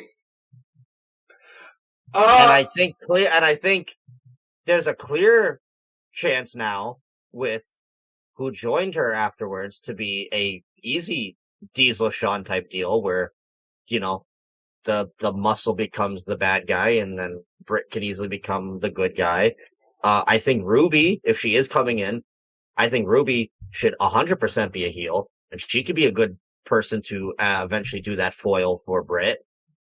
I just don't think right now it matters because it doesn't matter what the fuck the girl does. People are going to cheer her for whatever the hell it is.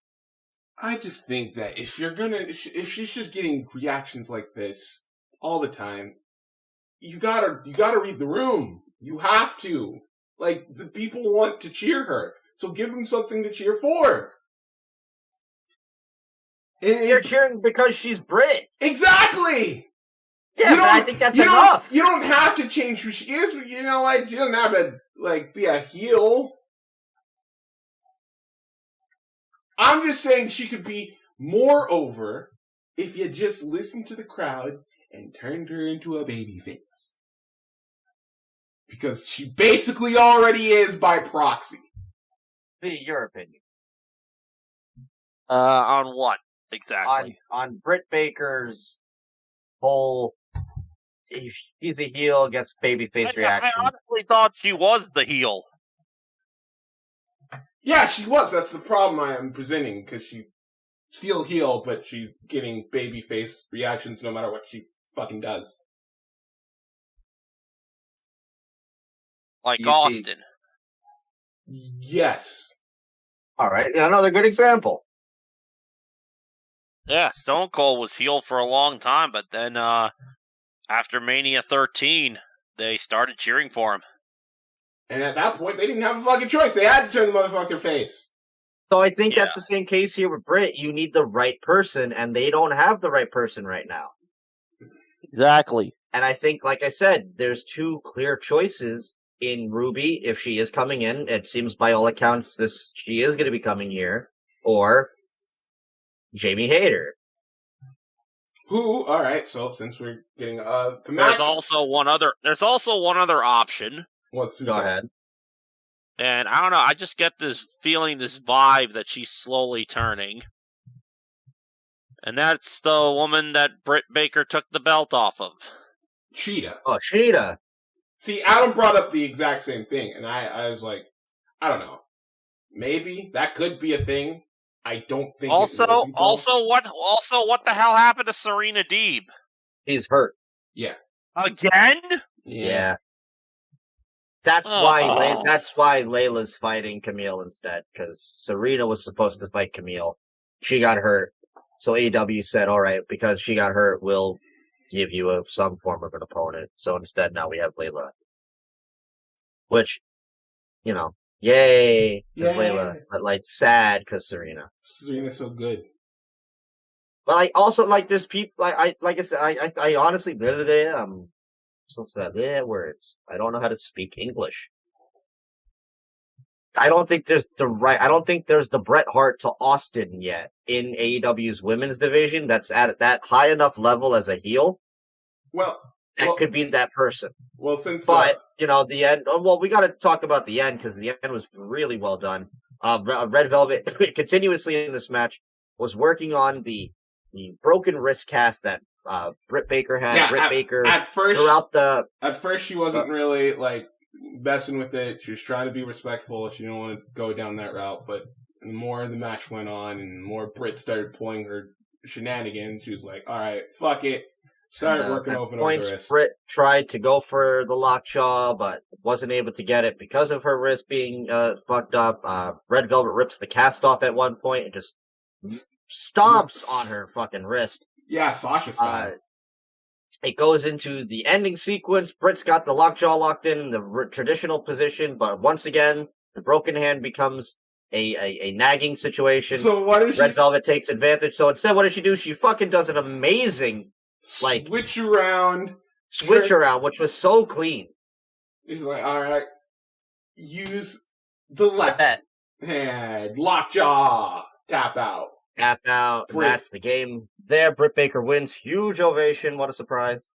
Chris was taken out. Chris Statlander. Yeah, she was watching from the crowd during this, which I think is clearly setting up her and Britt at All Out.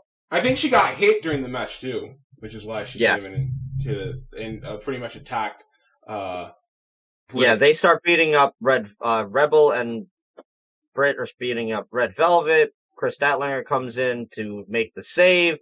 Out of nowhere, a woman dressed in all black comes in. At first, I thought it was Peyton Royce. No! It was Jamie Hayter. Jamie Hayter, who was on the very early episodes of AEW Dynamite. Yeah, her and Britt Baker had a match on Dynamite like 2 years ago. Yeah. And then, of course, COVID happened. She was kind of stuck in the UK.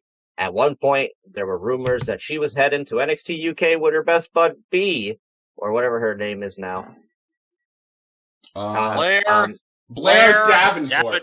Davenport, yeah, whatever that means. I haven't watched anything that they do. NXT UK got fucked because Jamie Hayter is now officially AEW signed this time around, and it looks like she was the big muscle that Britt Baker had been talking about, that she was getting more backup.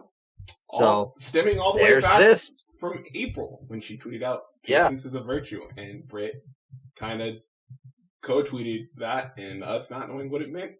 So this has been now we know. So it's Britt Baker, Rebel, and now Jamie Hayter are all pretty much together in this little faction or whatever it is. Where does this go? Like I said, could Jamie be the one that really brings the face turn around? Does Jamie get pissed off about being the muscle and not getting anything because of That's eventually how it always ends. What a penance. God damn it. So, yeah, solid match.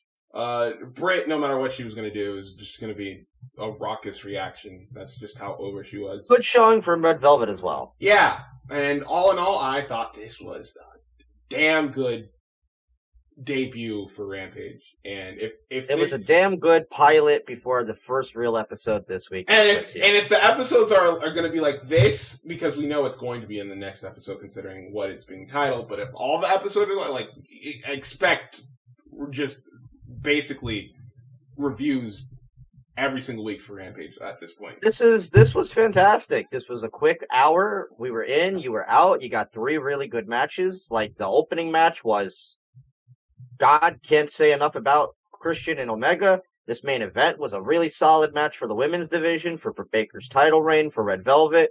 The Miro match helped Miro continue to be the monster he was, and then the extremely heartwarming segment afterwards with Fuego getting his contract. Jamie Hayter showing up. That's a new element into the AEW's already impressively growing women's division. A lot of people have made it clear that it looks like Rampage might become the focus for the women to get more shine. The fact that they main evented the first Rampage, I think that says a lot.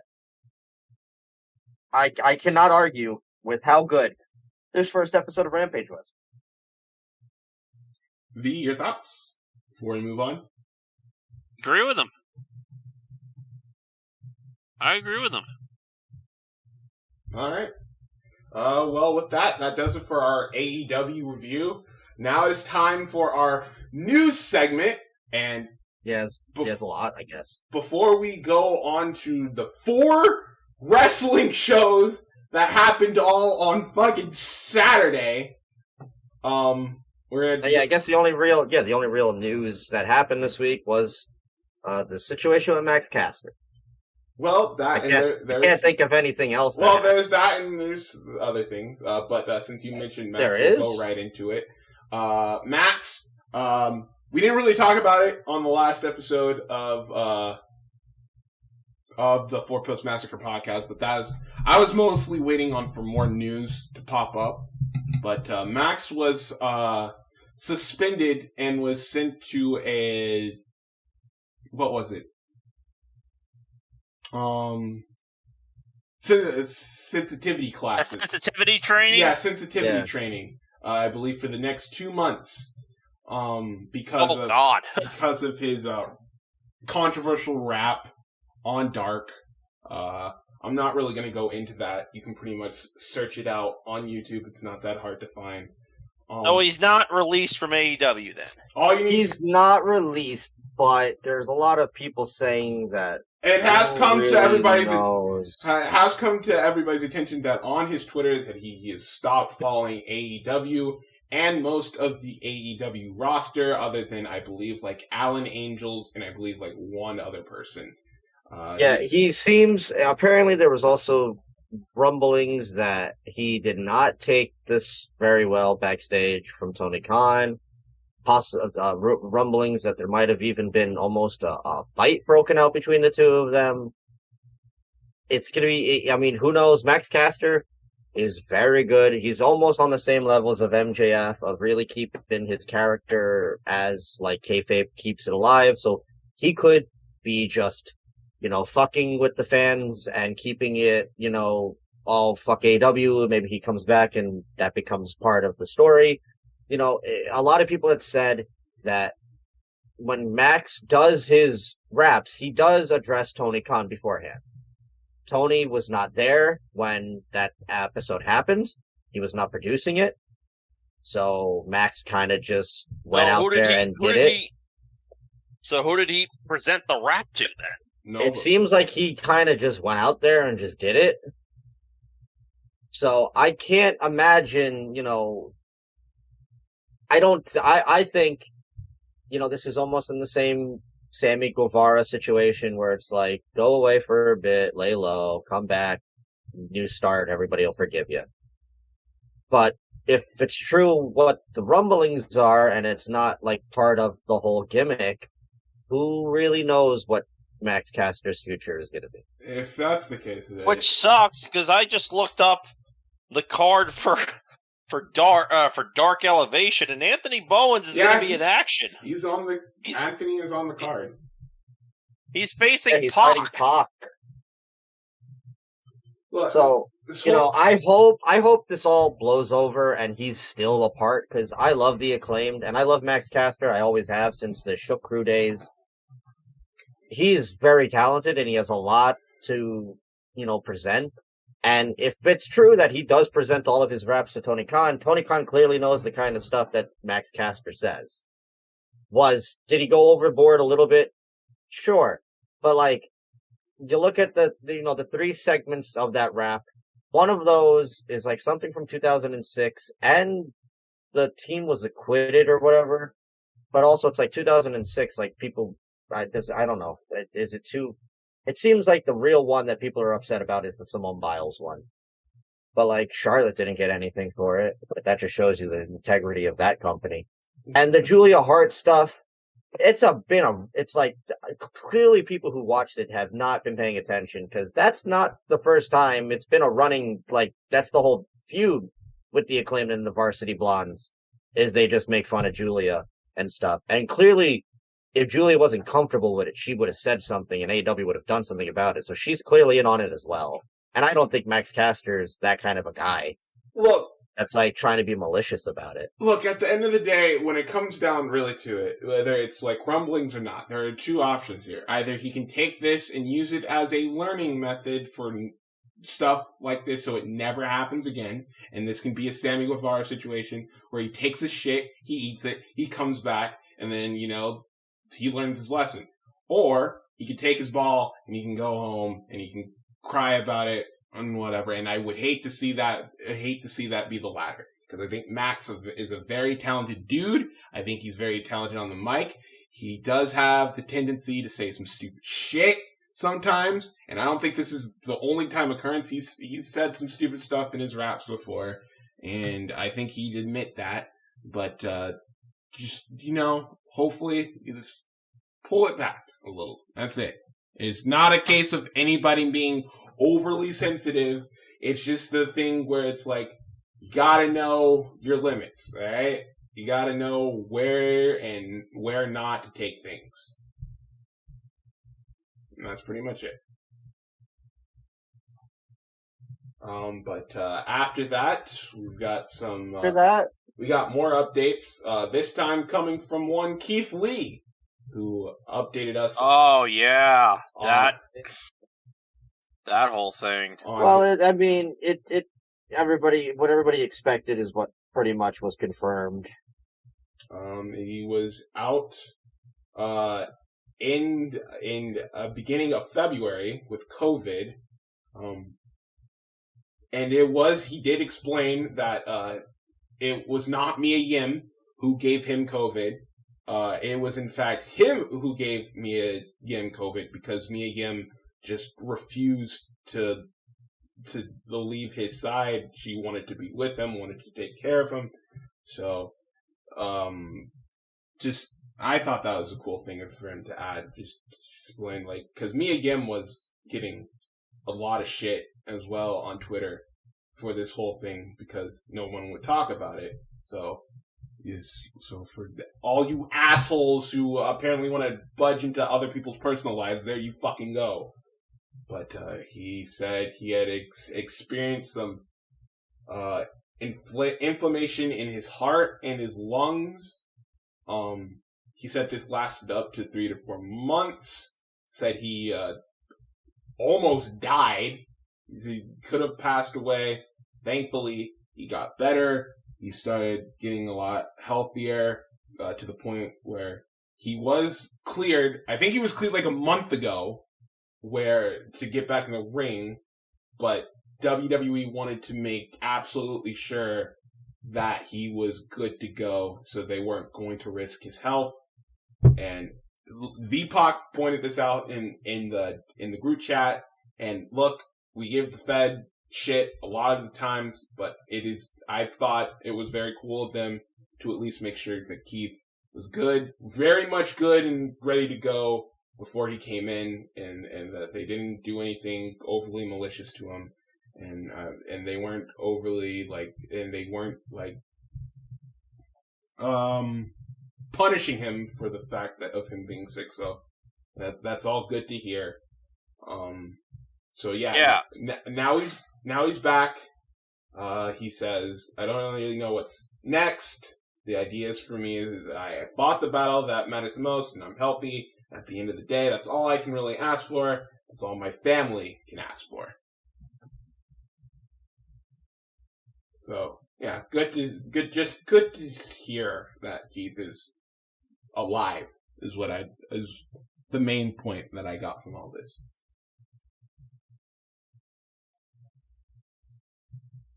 But after that, a little bit more WWE news from just a little less depressing than the first two news segment. Johnny Gargano and Candice LeRae are expecting. They're going to have a little baby wrestling in their lives very soon. It's like baby wrestling. God damn it. Oh, I guess Candice is going to be leaving. Yeah, for a bit. Obviously.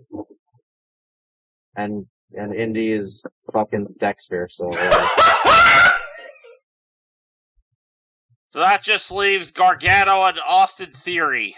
Wherever he is. The way is breaking up. I think the way is about done. I think the way is about done here. And aren't you happy? I just want Gargano to be a babyface. That's it. I just want the best babyface they ever had to come back. I don't know why that's so wrong. Well, congratulations to the Gargano family. Oh yeah, absolutely. On a little baby wrestling who in like 20 years from now will be wrestling in some independent show and we'll be talking about it. God, that might be true. Oh, it's totally going to be true. What else was there? Before and the last thing, a little shout out because we had a title change on SmackDown. King Nakamura is now your new Intercontinental Champion. So good on Nakamura, I guess. And that's about it. Now we can get on to the actual 4 wrestling shows that happened this past weekend. Oh, you're telling me there were 4 shows on Saturday? There were. What 4 shows were on Saturday? We had AAA, yes. Triplemania, New Japan Pro Wrestling with its Resurgence show. Tokyo Joshi Pro Wrestling had their finals for. Well, you might know. I do know. I know who won. Yeah, the Tokyo Princess. Oh my God! 8. And Noah had apparently a show. I don't know jack about that one. Sorry, but also during that week, shout outs to the indie spotlight for a second. No Holds Barred, ICW also had a show that exact same night in Texas.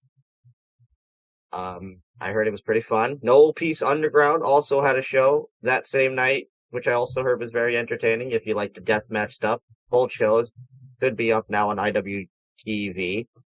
I gotta go back and watch them. I haven't watched some deathmatch wrestling in a while, but I heard those shows were great. And also, somewhere in the Northeast, I didn't see any footage about it, but I heard people talking about it. Somewhere, Enzo Amore and Jerry Lawler had a casket match. Yeah, I heard that too. Yeah, in a company, I think it's NEW, which is a company it's very What Culture-esque, in which it's like, let's just take a bunch of indie guys and a few guys that are like local and just put them together. Like, Darby was on that show, Fuego del Sol fought Sammy Guevara on that show, Ty Conti was on that show.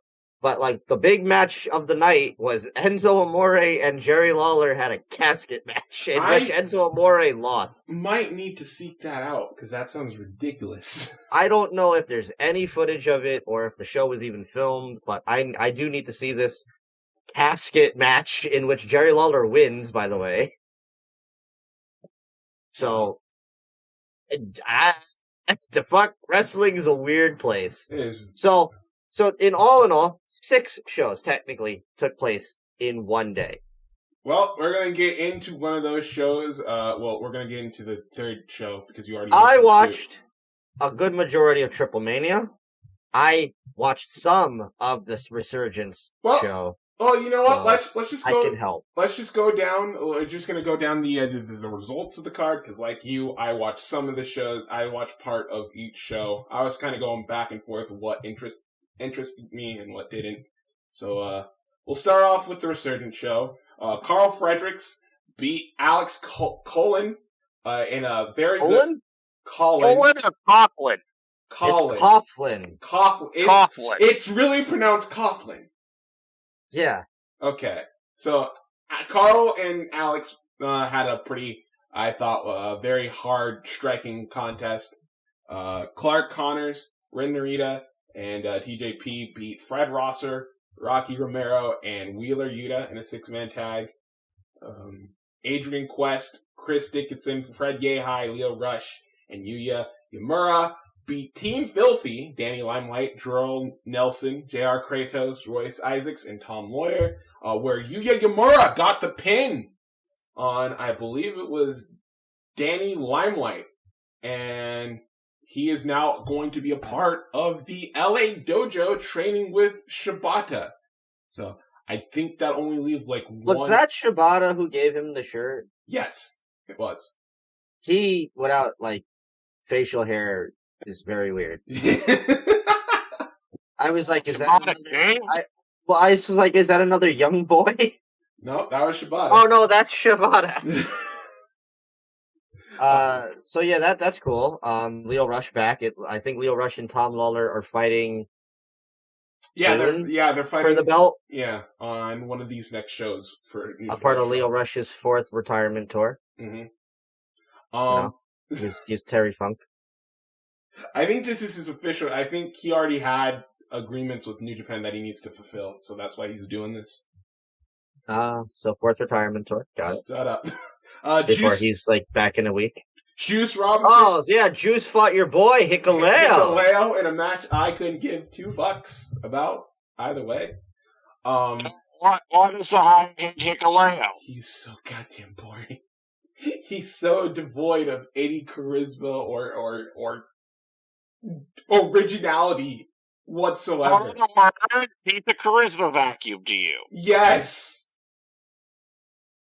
He's tall. Yeah, that's it. Tomohiro. Hey, work for the big show. Oh my god, Tomohiro Ishii beat Moose. And this match I did watch. This match was awesome. Rule best match on the night by far. These two beat the shit out of each other. Best spot was the power bomb that Moose gave Ishii out of the corner. That was so sick. This is what I like. I like 2 big guys just beating each other up. It's funny because Ishii's not even that big of a dude. But he fucking carries himself. He's got the mass, bro. He carries himself like he's a fucking giant. He's the Stone Pitbull. He's amazing. And I watched this match. I had my attention to. This is probably the only match that I had my attention to. I was also watching a movie. After that, the Good Brothers beat Jon Moxley and his mystery tag team partner, Yuji Nagata. And it was Yuji Nagata, and I was like, cool, Yuji Nagata, but then I was also really sad because it wasn't Shooter. During this match, fucking fireworks were going off, and that pretty much took away from the match. What else was for fireworks? Yeah. After the match, though, was the real kicker, because... Wait, you skipped the... You skipped, or was that after this? What are you talking about? The promo. Between? Oh! I forget! Oh, yeah, Ospreay! Yeah, cool. And you want to know, I got some clarification then, I think, about those fireworks. Yeah, I know. He said it was Ospreay. There's a picture of Ospreay in, like, the stadium that they were outside of, with fireworks going off behind him. And I think those were the fireworks you were hearing. So it was Ospreay who ruined it. Prick. This was a really good promo. Ospreay pretty much came out, said he's cleared, he's ready to go, says he's not returning to Japan because of the way he was treated, risked his neck, and they treated him with nothing but disrespect. So he's going to be staying in New Japan, on New Japan Strong. And he's got the belt with him. He had a replica belt made to signify that he is still the real world champion. Shingo is just the interim champion. He won't be a G1. He made that clear as well. Yeah, he won't be a G1. Just basically, Ospreay being a dick, he pretty much calls out the entire New Japan Strong roster for being a bunch of Shibata's bitch boys. And then, sadly, of all the people, fucking TJ goddamn Perkins the legend himself, TJ Perkins, as Kevin Kelly made clear on commentary. Fuck! The legend of the LA Dojo, TJP. He trained there like of all people. Over a decade ago, and that's it. Nobody remembers a goddamn thing about TJP in New Japan. I was like, yeah, this promo rules. This is great. Oh, man, I can't wait to see what's going to happen. Oh, TJP. Fuck. God damn it. I don't want to see TJP and Ospreay. I don't either. And guess of all the people that were in that arena that fucking night, TJP is the one that comes out. Damn it. He gets I believe he got a cheap shot, and then literally like a kid in a candy shop runs out over the barricade through the crowd, hopping and jumping for joy. Ospreay is a fucking madman. He's ridiculous, and I think it's gonna go over pretty well in Now, here's the best part about it. I will start watching New Japan Strong if that means he's going to bring the United Kingdom over, and that means my boy, the Great Okan, is going to be doing the bunny hop. I think the best you're going to see is Jeff. And the Great Okan. And maybe Hanare, but that's it. Yeah, what happened to him? I don't know. I have no fucking clue. Like, they were like, Hanare is part of the United Kingdom. Okay, cool. And then he disappeared. And then he was never seen again. He had a match with Sonata, and that was it. So, whatever. So, yeah, cool Will Ospreay promo here. My guess is if New Japan is going to continue doing 2-night Wrestle Kingdoms, I would say night 1 is Shingo and Ospreay, and then G1 winner on night 2. That's what I'm thinking. After that, and hopefully it's a ladder match, and they pull a whole Shawn Michaels. Oh, God. I already talked about the match between the Good Brothers, but after the match, who should make their way out but God? Tama Tonga and Tonga Loa. Malachi Black's here. So wait, are they? Is Miro their favorite wrestler? Shut up! No, that's not what God means. But now this is the first time I've heard that they'll ever be facing each other. Yeah, because I mean this is what everybody's been wanting. Yeah, Tonga Roa came in after, I believe they left. Yeah. So this is what everybody's been wanting. People have been since they left the Fed. When are we getting God and the Good Brothers? Well, it looks like it's going to be happening in New Japan Strong. They did announce their next people have been speculating since the Good Brothers do hold the Impact Championships. Oh, maybe Bound for Glory. Yeah, they could be a Bound for Glory match. Cool, whatever. I'm down for it. This is the most excited I've been for the Good Brothers.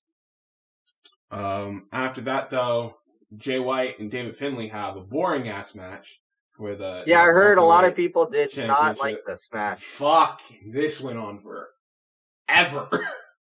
And nobody liked David Finlay, so I made it worse! Yeah, so what's the issue? Why don't people like David Finlay? In my mind... so this is like from my perspective. I just don't think he fits the Japanese style.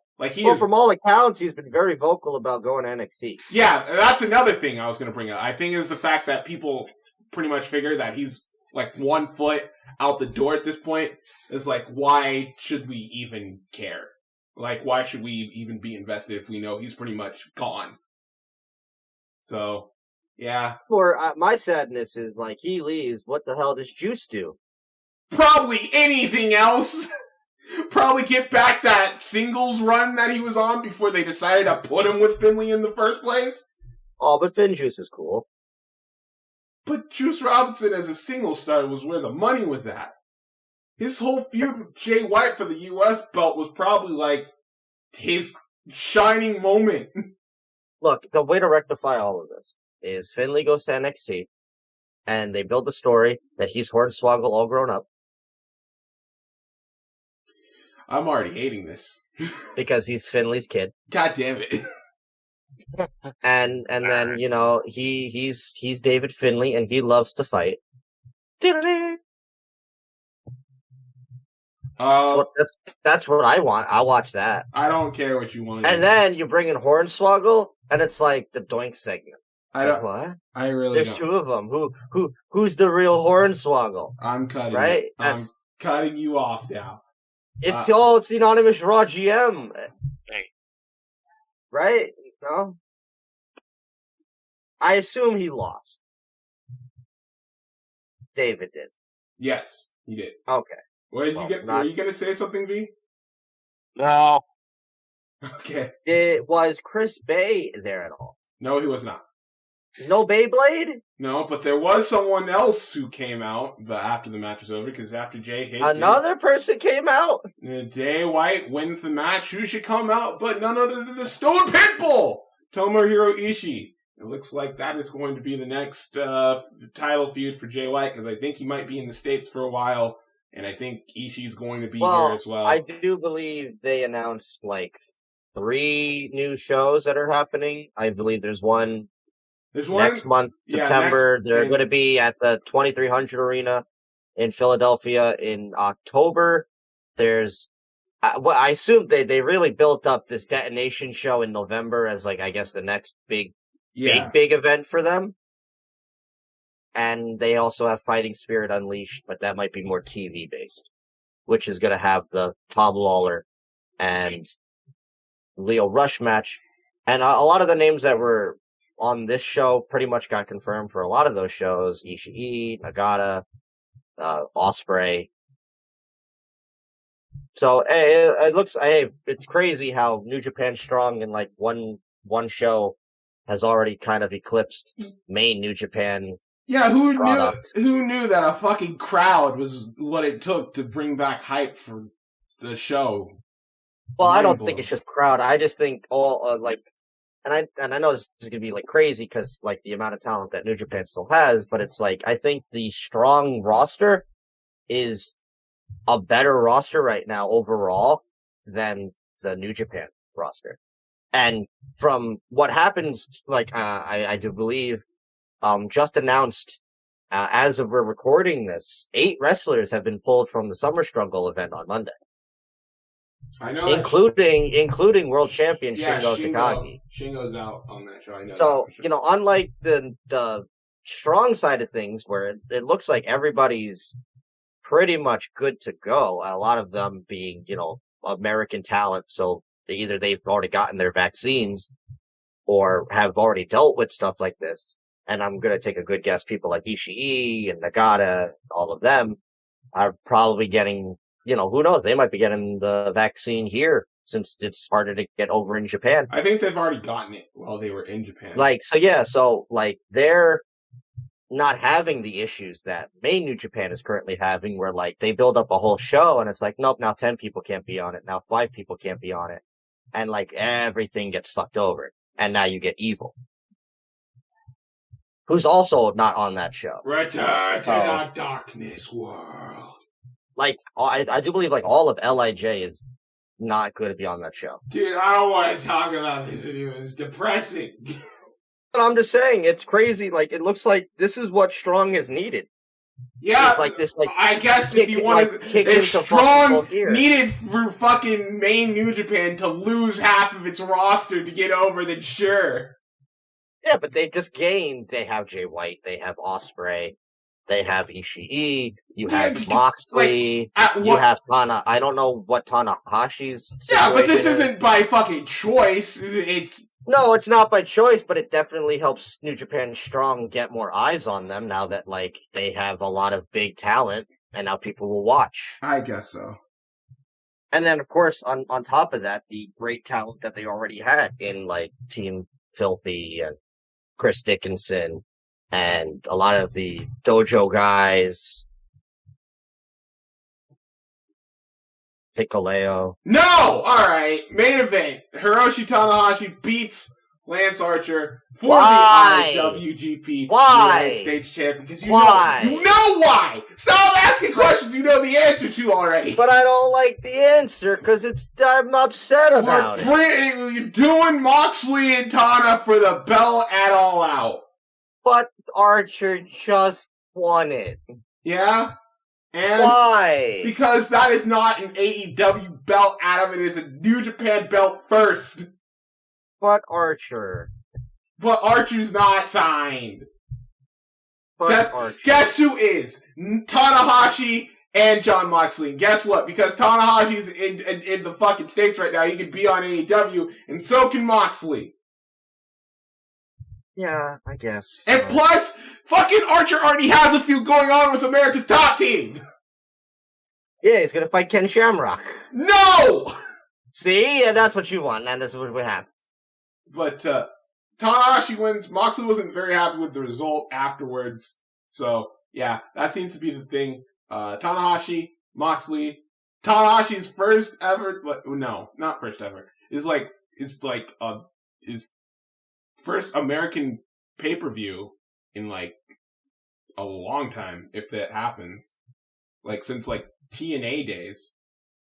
No, he was at those the best in the world shows.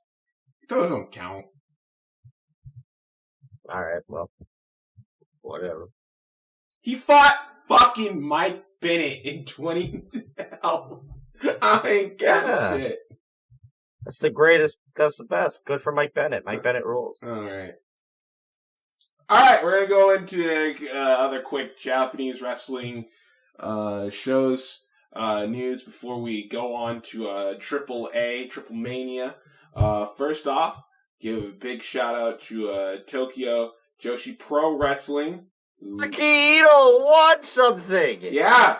I don't know what she won, but she won something, and it's important, I hear. Maki Ito, the winner of the Tokyo Princess Cup number 8. So this is like, what, their G1, essentially? Not G1. I believe if it's compared to anything, it would be more like the New Japan Cup, where it's just a standard tournament. Winner fights for the main belt. And she's gonna fight Miyu Yamashita, right? Miyu Yamashita for the belt. So Maki Ito beat Shoko Nakajima in the finals in what I she's the Tiger Girl, right? Yeah, the mini kaiju. Yeah, she was in AEW. I saw her. Yeah, she was in the early AEW shows. So. Hey, look, things I know. I try. So Maki Ito's getting her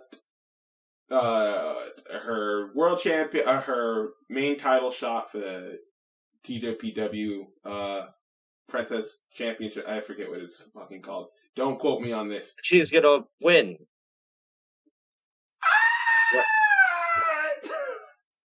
Aw. I don't know. But Maki. Alright, so the whole thing is like her and Miyu are like tag partners. They're friends. Like probably like Maki's closest friend on the roster. So makes it all that more interesting. So now she's got to beat Miyu, who is not only her tag partner, but Miyu is also some people believe to be the ace of TJPW. So Maki's got a tall mountain to climb, to say the very least. But yeah, good on Maki Ito. I feel like this was bound to happen sooner rather than later. She's just too popular at this point to keep... What you're supposed to say, Ito-chan. I'm going... I know this one. I could talk about it. I love Maki Ito. I know you do, Adam. Maki! But, I'll watch this match. I hope she wins. Because I know that's her, like, gimmick, is she never wins. So, like, this is, like, a big deal. She won, like, a big deal, right? So, yes. Yes, Adam. So... Awesome. I'll find a way to watch it illegally. You can actually, if you sign up for DDT Universe, you can actually watch their recent shows for free. Yep, but I want to watch her fight and win the title. Yeah, you can watch that for free if you sign up on DDT Universe. Oh. Well. Yeah. When is this? I do not know the exact time, but once I do, I will let you know. Oh, I go to Twitter and try and find out for the lovely viewers. Good luck with that. Oh, there we go, right there. This will be taking place on October 9th. Wow, that's nearly 2 months away. Yeah, I mean, it's what it says. It'll say, October 9th at Wrestler Princess 2. All right. Because I know she's going to wrestle Peter Pan, because she's going to be... yeah, that's the DDT. She's fucking with Onita. Yeah, she's going to be... she's teaming with Onita. Oh my god! In a death match. Oh my god! That's going to be nuts. So... Yeah, no, it's the Princess of Princesses Championship. Yes. I knew it was something like that. Her and Miyu is really sick, too. She's awesome. Miyu fucking rules. I'm oof, man. Yeah, okay, cool. You sold. I am sold. I will watch Maki. So cool. Now you're going to talk about No, and I have no idea what. Just one quick, because it was a pretty big deal. Little shouts out to the main event of Noah, double title match for the GHC National and 0-1 World Championship. Takashi Sugiura beat Masato Tanaka to claim. Masato Tanaka. Yeah, he beat him to claim both belts, and now he holds both the national and 0-1. Were there chair shots to the head? I have to go and watch the match. I only brought it up because, like, I knew it was kind of a big deal. Masato Tanaka. But I've heard nothing but good things so far for the match. And guess what? If you want to go watch that match right now, because I already checked, you get a DDT Universe account, you can go watch it. Go watch it for free right now. Now, what about the guy that he fought? Like, what's his deal? Takashi Sugiura? I don't... He's, like, been Noah's... He's been there since, like, the very fucking beginning. He's fought, like, literally every single person. Like, is he, like, a big deal? Yeah! He's, like, one of their top faces. He's fought, like, Marufuji. He's fought Kenta. He's fought Go Shiozaki, like, many times. Like, he's fought literally everyone. Well, cool, then. But yeah, that's about it for the Japan side of things. Now we move on to. Oh wait, what? I do like to always try and throw out a small little independent showcase type deal before we get into our JCW thing. Did you not just do that? Oh, but I forgot. I left something out I wanted to say for the end because big news coming for Game Changer Wrestling. Two really big things, honestly. The next time they're going to be on the air will be this Friday. This Friday in Vegas. Their GCW's Off the Rails event will be taking place. Scorpio Sky and Chris Bay are going to be fighting. That sounds awesome. Juventud Guerrera's on that show. Effie and Ricky Morton are going to fight. But the real big news is Matt Cardona's first defense will be this Friday against an unnamed opponent. I was about to say in Vegas. They haven't told us who it was yet, have they? We don't know who it is yet. There's a lot of people on this card that don't have matches yet, so we'll have to see what happens. Oh, Starboy Charlie and Jordan Oliver are going to wrestle. That sounds awesome.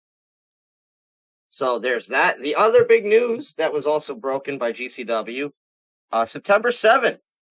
In Los Angeles, their return to LA. The big return of Alex Zane, formerly known as Ari Sterling, if you watched any of what he did for the 6 months that he was a part of 205 Live. But Alex Zane, awesome, back on the independent scene where he belongs. The Sauce God is back. Taco Bell, be proud. Should we go over the PWG card too? I was going to bring it up. Their PWG did announce their next event, but like, the reason I don't, like, it's like, well, we can't fucking watch it. Nah. We can talk about it, though. But yeah, they did announce some really cool matches for their tremendous 5? Tremendous number 6. Tremendous 6. Yeah. Which also is going to have Alex Zane. I'll just go down the card very quickly. Tony Deppen will face Evil Uno. Armis and Ray Horace will take on Dragon Lee and Laredo Kid in a tag team match, which sounds insane. That sounds fucking crazy. AJ Gray makes his official PWG debut when he takes on JD Drake and Lee Moriarty in a 3-way. That sounds awesome. He also said that he was supposed to debut for PWG in March of 2020, and then COVID happened. Well, hey, listen, AJ Gray is awesome. The more exposure for AJ Gray, the better. Keep an eye out. He's another one on my list of, like, this guy, once somebody finds him, he's going to make so much money. But then, I mean, they announced this insane 6-man tag match. Jack Cartwheel, Dante Martin, and a returning Alex Zane take on a returning Jake Atlas, Trey Miguel, and Myron Reed in a 6-man tag. That match is going to be nothing but flips. and it's going to be phenomenal. I don't- And Alex Zane is going to do some crazy shit. I'm so happy Alex Zane is back. I don't know if there's going to be anybody taking a breath during that match. Alex Shelley returns to PWG when he takes on Jonathan Gresham in what should be a Matt Classic easily. Malachi Black and Brody King take on Demonic Flamita and Black Taurus, coming off of what happened on the Mystery Vortex show. And in our main event, Davey Richards makes his return to PWG to take on Bandito for the PWG World Championship. Now, I've heard that that there's people saying that PWG is trying to get these shows out quicker. I mean, I hope they figure something out. They have this working relationship with High Spots. Like, I just feel like, you know, these PWG, I mean, but it's also, I guess, the mystique of them is like, if you're either there or you're not. But like, these cards are like, listen, this is the second show they've done since coming back from COVID. And the last show sounded insane. This show sounds even more insane. And I just feel like if they were on some platform, that platform would be getting so much money just because people want to see these PWG shows. I agree. IWTV, Fight TV, High Spots, somebody. Please. I will, even if it's a situation where like it's Disney Plus and I gotta pay the full price to get the show, I'll do it. I will gladly pay $20 to watch this over spending $30 to watch Black Widow. Wow, Black Widow's good though. Black Widow is okay, but it's not $30 worth. The fucking DVD, the fucking Blu-ray won't be $30. But yeah, insane PWG show. Is there anything else you wanted to bring up before? I know it's we haven't mentioned it at all, but there was something that was announced a few weeks ago, and Alex Zane just got announced for that show, which reminded me about it. But October 30th is going to be a historic night for independent wrestling fans for one very important reason. Pro Wrestling Revolvers going to be having a return show. That's the company that Sami Callihan pretty much runs. And the gods have answered my prayers, because for the first time in over almost, a decade, maybe more, the Switchblade Conspiracy will be reuniting. I'm surprised we didn't talk about this last episode. I can't believe I forgot about that. Fucking Jon Moxley and Sami Callihan are reuniting. I never thought I'd see the day, but lo and behold. The literal reason I got into deathmatch wrestling was the Switchblade Conspiracy promos that I found on YouTube. I can't believe it. It's finally happening. Callahan, Moxley together again. Jesus Christ, I'm going to cry. So I can't wait for October 30th. It's going to be very, very good. But also, I know it's going to be next week. Yeah, next week, there's a possibility that I will also be going to another show. Expect that a lot on this show. You fucking kidding me? No, I'm not kidding you. I will most likely, hopefully, be attending the H2O event that'll be taking place on the 28th, Street Justice. Is that going to be streamed? Yes, that'll be streamed on IWTV. Okay. It will be, H2O is Matt Tremont's, that's a deathmatch fed, right? Yes, it is a deathmatch fed, in which the main event will be 440 taking on WTF in a no effing rules match. What? What? WTF. Yes, that is the team name. Who is that comprised of? Oh, that is comprised of, I gotta get my notes. Ron Mathis, Voxy, and Bruce Gray. I know none of those names. Yes, well, there's a lot of people on this show you're probably not going to be familiar with. There are some names. Gregory Iron will be on this show. Atticus Cogar and Marcus Mathers will be fighting. Eddie Only will be on this card.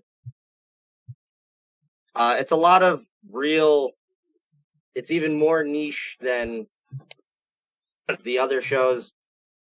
Even though I assume there's a lot of people on the JCW show that you probably were not aware of beforehand. But yeah, this is Matt Tremont's pretty much his school.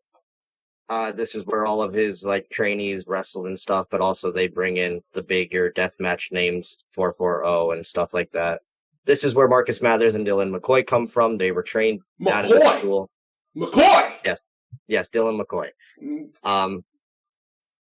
So I am more than likely, possibly, hopefully, crossing fingers, will be attending this show.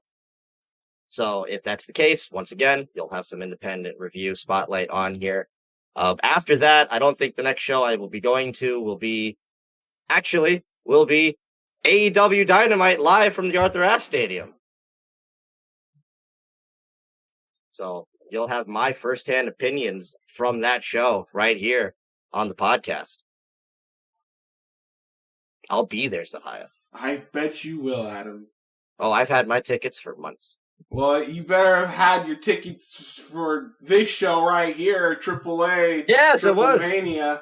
I watched up until the Omega match. Yeah, that's pretty much well, where I checked out I too. skipped the match before the Omega match, but I heard that match sucked. So, but I will say, all in all, this Triplemania, it was a Triplemania. Hold on, I'm gonna give it credit. What? Triplemania, the past few years, Triplemanias have been kind of known to be car crash, who the fuck knows what's gonna happen. Yeah. I thought this was one of the more well-paced and planned out Triplemanias that I've watched. You gotta be kidding me. No, I'm not. I thought, like, in all, besides, like, all the fucking shit that happened after the Rumble, I felt the rest of the show kind of just felt it was very easy to watch. Again, I didn't watch the main event, so I don't know what happened there, and I didn't watch the match before the world title match, so I don't know what was going on in those matches. But like, the women's match, the Kenny match, the fucking tag team match, I was like, wow, this is pretty well done. Good job, AAA. I loved the Marvel match. I thought that shit was fun as hell. Well, let's just go through it real quick. The Incredible Hulk showed up. El Furioso. So we start off 6-man tag. It was the Marvel Lucha Libre exhibition match. Yeah, exhibition match. If you're not aware, quick summary. About a year or two ago, AAA and Marvel and Disney, I'm assuming, came to an agreement to make this Marvel wrestling type deal, which I think I've mentioned here on the podcast before. Disney has been talking a lot about wanting to get their feet into the wrestling somehow. Oh God! This clearly seems to be the first bit of it. There's also going to be a show that's going to be on Disney regular TV. I assume it'll also pop up on Disney Plus as well, about a girl and her father who's like a luchador. It was supposed to be Blue Demon Jr., but he walked. And I think a lot of that has to do with the fact that Disney really wanted him to show his face. No. And he was like, no. And I think that was a real issue for them because Disney, of course, they're very much into owning and marketing you as a person. And they more than likely did not understand the Lucha Libre culture. So he got recasted completely. So there's a whole new person in the role. It's another luchador. I think he's like Black Scorpion or some shit like that. I don't know who he is. Maybe you would. I'll try and find the name of him. So yeah, but they've been trying to get their feet into wrestling, and I know that there is plans, or at least there's possible plans. We'll see what happens as the Marvel thing progresses. You know, it was another situation that COVID really fucked up, because this Marvel thing was supposed to be like full gear at this point, but they only had one match at last year's Triplemania. This was a much better showing of what's to come, and I thought this was fun. I was scared for my life while fucking Vikingo was coming down from the rafters upside down. Yeah, it was an awesome end. What is a sick entrance? Alright, so Arcano was El Hijo del Vikingo. Estrella Cosmica was Lady Maravilla. Maravilla. Maravilla. Leyenda America was Octagon Jr. And they pretty much went up against the team of To make it clear, go ahead. I'll. Picudar Lital, Sexy Star, which I don't think is the same. No, that's Sexy Star 2. Yeah, Sexy Star 2. They made that clear in on commentary. Terror Pupura, which was Brian Cage, and Pupura, and Vinoide. Vinoide, now, who was Taurus. Yes, now to those who don't know what we just said, essentially, on one side it was Captain Marvel, Captain America, and Spider-Man against the team of Black Widow, Thanos, and Venom. Just for those who are very confused by if you don't know Spanish. Do you know who was? Did you know who the Hulk was? It was Murder Clown. Ah.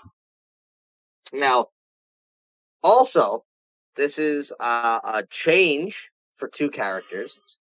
The original Arachno and the original Captain America were Daga and Leo Rush. Now, obvious COVID reasons, they were not under the mask this time. No shit. And that showed a lot for Vikingo. Because he was like, I'm just going to do whatever the fuck Vikingo does. Yeah! Hell yeah. But again, I thought this was fun. This was fun. The crowd were a lot more into this than I thought they were going to be. And I think that, again, that has a lot to do with the fact that, like, they're kind of just, they're wrestling. It's not too much of the Marvel side of things. They haven't really tapped into that yet. And except for, I guess, when the Hulk debuted and he punched through a box. But it was awesome. He punched through a box and the crowd was like, holy shit! And I was doing the same thing. I was like, oh my god, it's the Hulk! So, I thought this was a fun match. Yeah, it was fun. I didn't really get much out of it. It was just a bunch of Marvel dudes doing lucha shit. Let's see how it works. I mean, they've been selling Marvel Lucha Libre pop figures as well, and those have been doing pretty well selling. So there's definitely a market here for Lucha Libre and comic books to mix. It's very similar. You know, it's very over-the-top, mask wrestling type deal. We'll see what happens, where this leads. Like I said, Disney wants to do a Lucha Libre TV show with wrestling, and I assume it would be using these wrestlers in these gimmicks. And also, Loki showed up. Did you miss that part? Yeah, after the match, there was a promo. I don't know who was playing him, but Loki popped up and pretty much spelled doom for the Avengers. These whole fucking Loki variants are getting out of goddamn control. There's Lucha Libre Loki now. God! So that was the start of the show. That was kind of like a dark match, because then after this, they played like the actual like opening package. Yeah. And the opening match was the Barbara? Badal. It's a rumble. It is a rumble. It's basically a rumble. It had Mr. Iguana going up against Mr. Cease Jr., who brought out his fucking kid. Carta, Brava Jr., Aramis, Tito Santana, Tito Santana. Drago, Nino Hamburguesa, who is my favorite, Mocho Coco Very over. Jr. Of course he fucking is! Pimpinella Escarlata, Villano, the third Junior, Mamba, and Arginus. I don't have this was listen, it's a rumble. I think I like that they do this. I like AEW does it, where let's get a bunch of guys onto the card, and also let's give the fans who may not know a lot of these people, who maybe are tuning in for the first time, and I know there was a lot of people who were turning into AAA for the first time because of the Kenny Omega match, and maybe also a little bit for the Diana match. Right. That got to see a lot of new people that they've never seen. I'm familiar with quite a few, because a lot of them worked Lucha Underground, Drago, Pimpinella. I think Mamba worked there.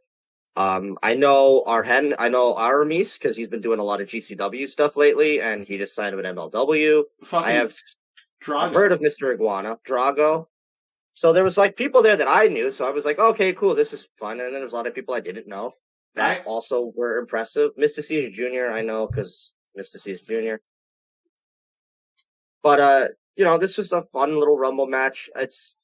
I don't know. This would not work with the American audience because so many of these guys just eliminate themselves. That's the thing. It's like a whole different culture of wrestling when you go over to either like AAA or CML or any other. Like there were guys that were just like flipping and jumping. Mr. C's Jr. eliminated himself with a Spanish fly.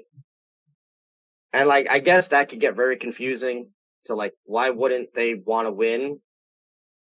But it's something you notice a lot in AAA, more than really any other place. And I only really watch AAA like once a year for these shows. Everybody is infighting. Yep. Like, there's more than just wanting to win we'll talk about fucking infighting when we get to our next match. Well, we have to talk about what happened after this, which, from all accounts, was when Hall and Nash jumped ship is what people are saying this next thing was. Oh yeah, the CML group. I don't know what it was called, but I know it was a big deal because I think they had just very much recently left CMLL. And by all accounts, they're like wrestling royalty. Like these are like children of the Diamante brothers. I think I'm saying that right. And one of the main two people, Sanson and oh god, I'm not going to be good at these names. Well, he has a brother, that's also in the group, and their dad main evented the first Triplemania with Conan. Wow. So like, and they're all like under 30 years old, and they just put on a CML show literally the Friday beforehand. So, like, a lot of people are making this is a huge, huge deal for the Lucha Libre culture.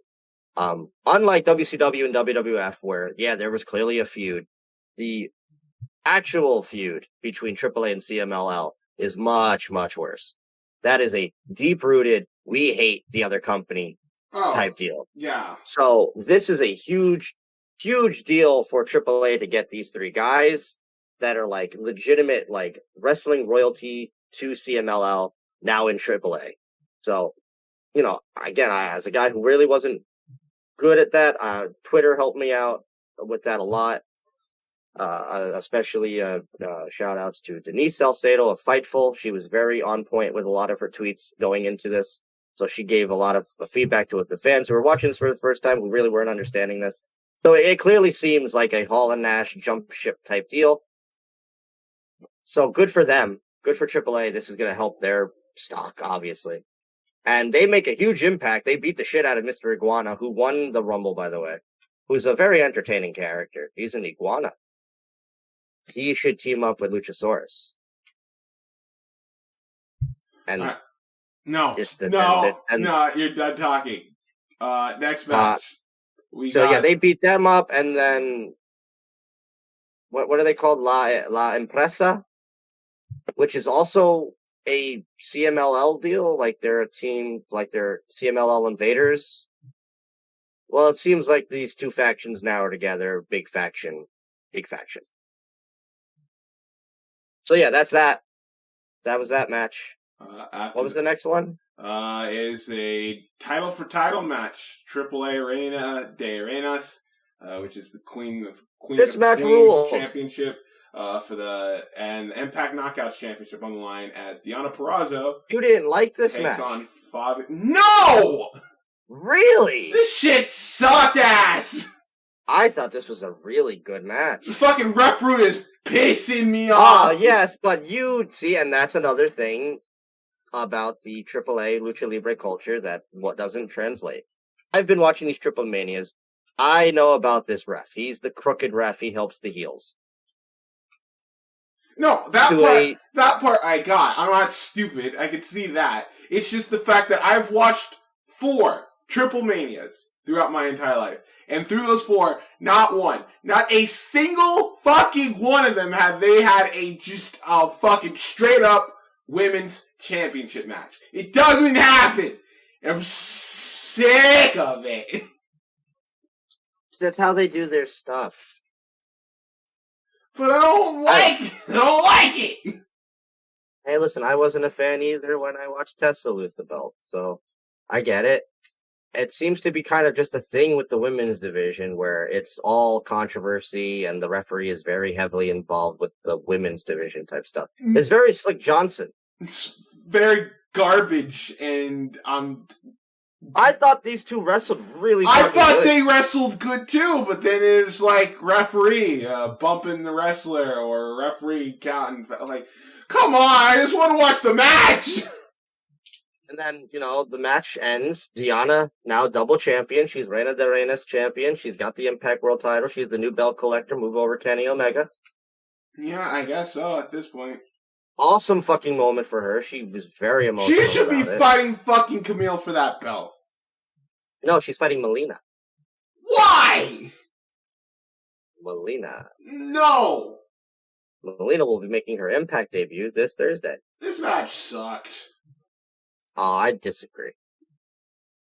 I'll tell you what match didn't suck. This next match. Yeah, this triple threat tag match. What the fuck was this? Fucking ruled. This is like very much night and day towards this fucking women's it's match. the Lucha Brothers, Phoenix and Pentagon Jr. Yay, he gets to be Pentagon Jr. tonight. No. Yeah. No, he got to be Pentagon Jr. tonight again. Yeah, in Mexico. Yeah, in Mexico. The Mexicans, they're defending the belts against Hijo del Vikingo and Laredo Kid and Black Taurus and his mystery partner, who I thought was going to be Crazy Steve. Who better? Turns out to be Brian Cage. AAA loves Brian Cage. Of course. I love Brian Cage. Who doesn't love Brian Cage? But like AAA fucking loves Brian Cage. This match was fucking crazy, and it's a great testament. It's a great testament that 3 of the guys in this match had already wrestled tonight. Yeah. So, first off, more Taurus and fucking Brian Cage as a tag team. Dude! Taurus with the fucking military press off of the top. He has the Hijo del Vikingo in a military press on the top rope and just fucking chuck. Ridiculous, bro. So many, crazy high spots in this one. Hijo del Vikingo is on another level. This match, go out of here. If anything, out of all the matches, I think this is the one to watch this one. Match fucked in a lot of ways that were good. The Lucha Bros get the victory. I'd have sex during this match. Okay. Well then. I'd fuck to this match, Adam. I'd fuck to it. Yeah, okay. Well, it's a very, very good match. You know what match I wouldn't fuck to? This one. This next one. This match I didn't see because I was like, New Japan was just starting. I was about to say I caught part of it, and then I changed over to Alex Coughlin and Carl Frederick. Carl. So yeah, I don't know anything that happened in this match. Yeah, me neither. But from all accounts, I heard it was extremely sloppy. I heard it was boring as fuck.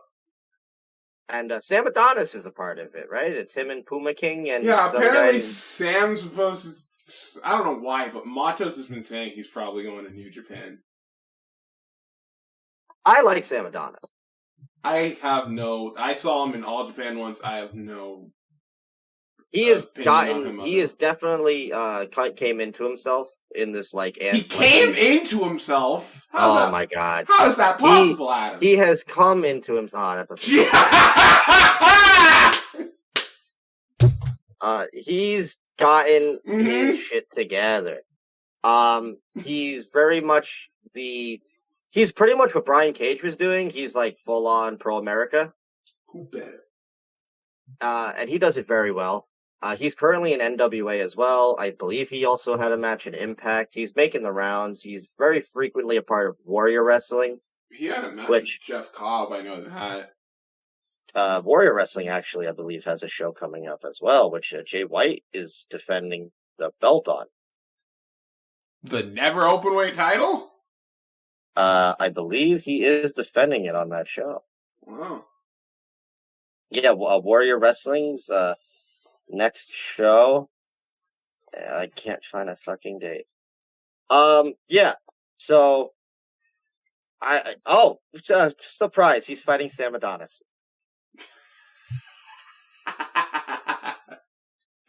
August 21st. So that's this Saturday.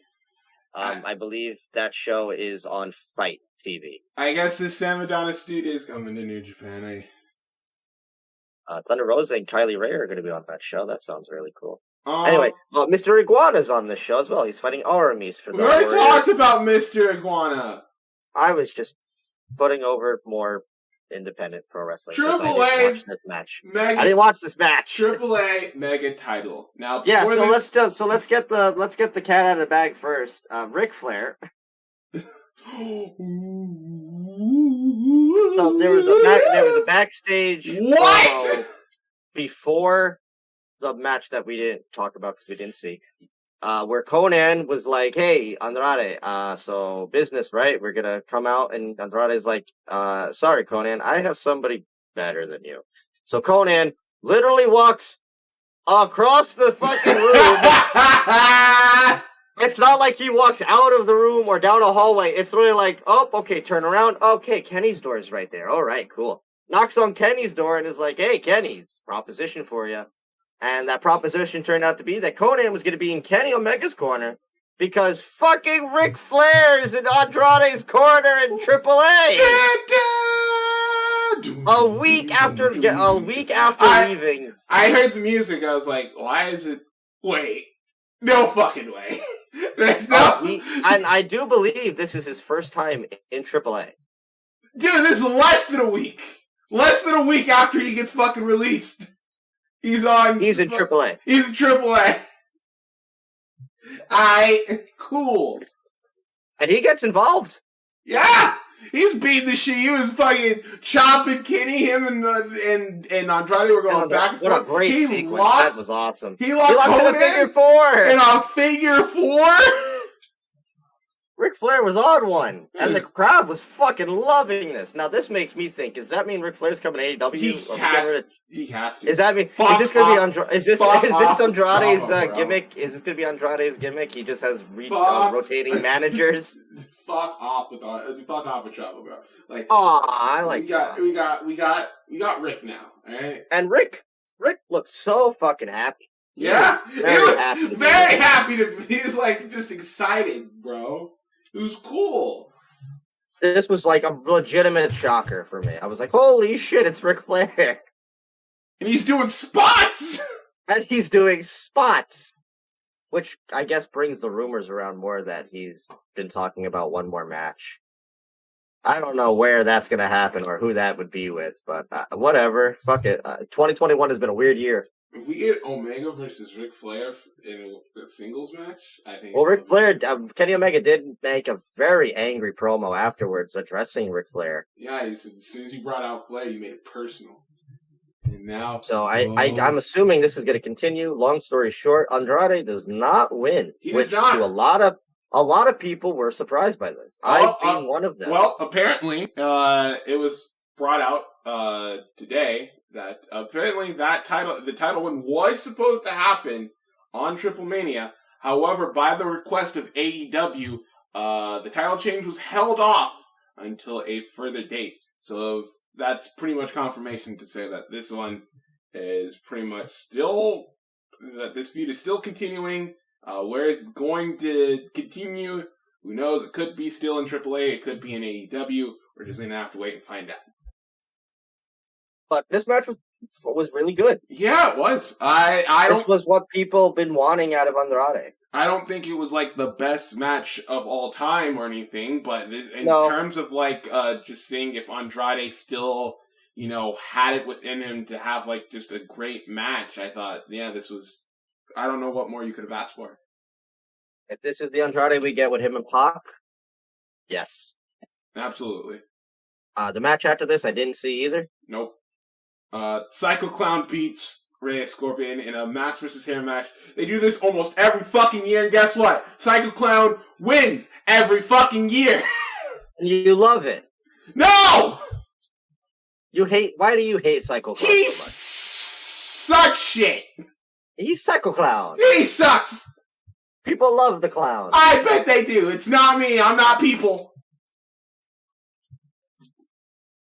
I'm assuming it was probably a bloody match. They like to... That's like Triple H's thing. They like beat the shit out of each other. It's not much of a match. It's just two men beating the fuck out of each other with weapons and shit. And it probably was what it was. But, yeah, that was Triplemania from what we saw, at least. Triplemania. Tripleal. Now we move on to Battlebowl! JCW, as of this recording, just like a few hours ago, actually, hosted a show called the Battlebowl, the Lethal Lottery. It was basically just... I thought... back to WCW, bro. I thought it was just going to be one big tag team battle royal, the way you put it. But Have you never watched the Battle Bowl before? Nope. You've never watched You called the Lethal Lottery on my show. Did I? Yes! I don't remember. It was like one of the first shows you did. Well, I knew what the Lethal Lottery was because I thought that sounded familiar. I just thought it was a name, but apparently, no. No, so it was a tradition that WCW did through 91 to 93 and then brought it back in 96. So apparently you take random names, you put it in a raffle, and then you pick off two names, and then those names become a tag team, and they face off against other two names, and that team is a tag team. They face off. The winning tag team gets put into the main event battle royal. Other teams meet, and then the winner of that battle royal wins. Like, what was it? It was like It was for the Battle Bowl Diamond Ring. That's what I thought. The $500,000 ring, as MLJ put it. And I laughed. I didn't doubt that. Well, he was being jokey about it. So we'll get right into this. Literally, I was there a few hours ago at this point. This man still expects me to see him with his 4'11" ass. I was there banging the ring at the end. Bishop gave me a fist bump, and it's on camera. I bet. Yeah, okay. Fuck. That's what liars say. One of these goddamn shows. This is what liars You're say. gonna fucking notice me. But you know, I make it very clear that I am gonna be wearing this and this. Keep an eye out. You didn't tell me what you were going to be wearing this week. I said I was going to be wearing a Brit Baker t-shirt with a Coca-Cola shirt over it. I can go into my DMs right now. You never told me what you were going to wear. I said it on the show. Did you? Yes. Well, that should just tell you how much I pay attention to what you tell. Oh my god. One of these shows, you're gonna notice me.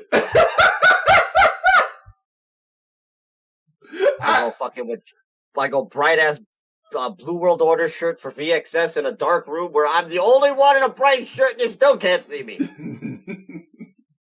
We'll see what happens at H2O if I go. Alright. I will not expect you to see me in front of 16,000 people at Arthur Ashe. It's just not gonna happen. This is just not, no. But one of these goddamn independent shows. I'm back at Richfield in October for VXS. Fuck. So I was late to the show, so I missed the first match. I tried watching it on my phone. Okay. So you're going to have to walk me through that one. After that, I'm pretty solid. So the first two names picked for the raffle, we got Marcus Mathers and Jordan Oliver teaming up to take on the team of Too Hot, Steve Scott, and KTB. And this was a pretty good opening contest to start off the show. You saying good things about Jordan Oliver. Well, I don't hate Jordan Oliver, okay? You make it seem that way. No! I like the dude! I like his gimmick, I dig his whole vibe and shit, but, like... Big breakfast, bro. Yeah, but East Coast Ace? Are we... Yeah, he's the ace of the indies, bro. Alright. Pretty true. So that's true. Quick spots that I typed it because they seem cool. There was a double drop kick into chairs from Mathers and Oliver to Scott and KTB. Fucking Gigatonic from Scott to Marcus Mathers on the goddamn apron, and then KTB Death Valley drivers Oliver into a fucking table. And that was like 2 minutes. Oh, I missed a table spot? Yes. Like 2 minutes into the match. Diamond Dust from Mathers to KTB to get back control of this contest. An assisted German suplex from KTB and Scott to Marcus, where it was just like Scott just used his legs and KTB pushed him up into a German suplex. A pump handle Ushigoroshi, which I've never seen before from Scott Steve. That looked pretty cool. Steve Scott. Steve Scott. Not Scott Steve. Okay. Christ. Hot tag to Oliver. He gets some pretty good offense in. He hits a clout. Is it called the Clout Chaser Cutter is what he calls it? Oh, he's changed it up now? It used to just be the Clout Cutter. Oh, is it just the Clout? I've seen people call it the Clout Cutter, the Clout Chaser. I just don't know. He's the Clout Chaser. I don't know. I guess it either or. Marcus and Oliver hit a super kick pedigree combo in which Marcus yells "suck it" before hitting the pedigree.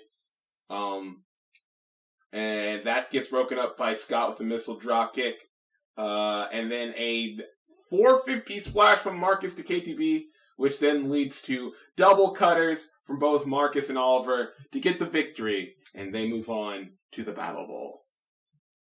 But after this... Oh, sounds like a fun match. Yeah, it was a very fun match. I enjoyed it. I thought a lot of these matches were fun. We'll see what your opinion is.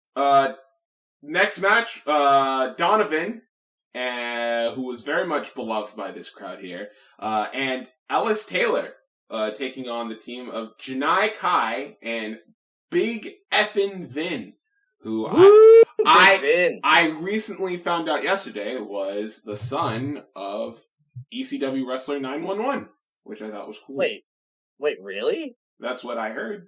Like shoot or like kayfabe? Shoot. That's sick. Yeah. This match was fun. Unless someone on Twitter is just like lying to me, which is very possible, in which case I didn't say anything. This match, I came in right at like pretty much the beginning of it. So I got to see pretty much the whole match, except for like the first maybe like 2 minutes of it. But what I did see, I enjoyed. Big Vin is so over with this crowd. People love this guy. Janai Kai was really impressive to me.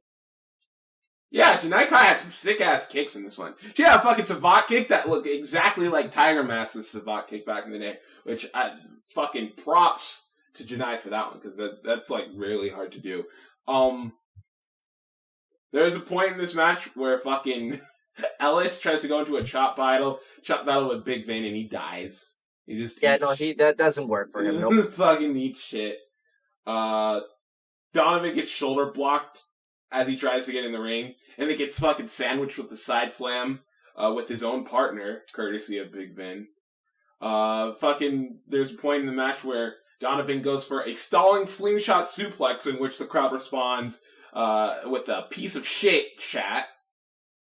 Donovan just like pretty much getting all the heat in this match. He's pretty much fed up with Ellis Taylor following the rules and not trying to fight dirty. There's a nice ass question mark kick from Janai, like the one that Arisa Hoshiki did in Stardom, and I thought that was very well done. I forgot the most ridiculous spot in this match. Fucking Vin gets his legs taken out from under him, And the chop block! He didn't go for the pin. I was so pissed. He, instead of getting fucking back up, he just sits there and... No, he sits there and just fucking... What the hell? He power bombs while sitting down, and then he hits a suplex while sitting down. It's so great. I was like, I've never seen that before. Oh my god. So, into this match, Janai's hitting a sick strike combo onto Ellis. On Ellis, which then leads to Vin and Janai hitting a choke slam kick combination for the victory, and they are the next team moving on. I enjoyed this match. I enjoyed it too.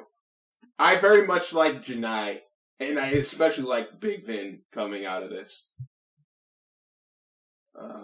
After this, Dylan McKay and Cole Radrick take on Steve Sanders, and you're fucking with a different boy, Jimmy effing Lloyd. Jimmy Lloyd. Now, I was a little upset because I wanted Steve Sanders and Grim Reaper to be a team. Because Steve Sanders' whole gimmick is that he's a stoner. And I just felt like that made sense. Yeah, they call him the highest flyer in the game. Yeah, and Steve! You get What was that? You get it, right? Was that like the sheesh meme? Yeah, it's sheesh, but it's sheesh by Steve. Alright, I get it. This was my first time seeing Steve. I've heard a lot of good stuff from him.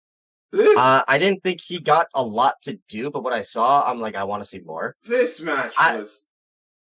Alright, let's just go over it. So, there's a lot of shit that happens.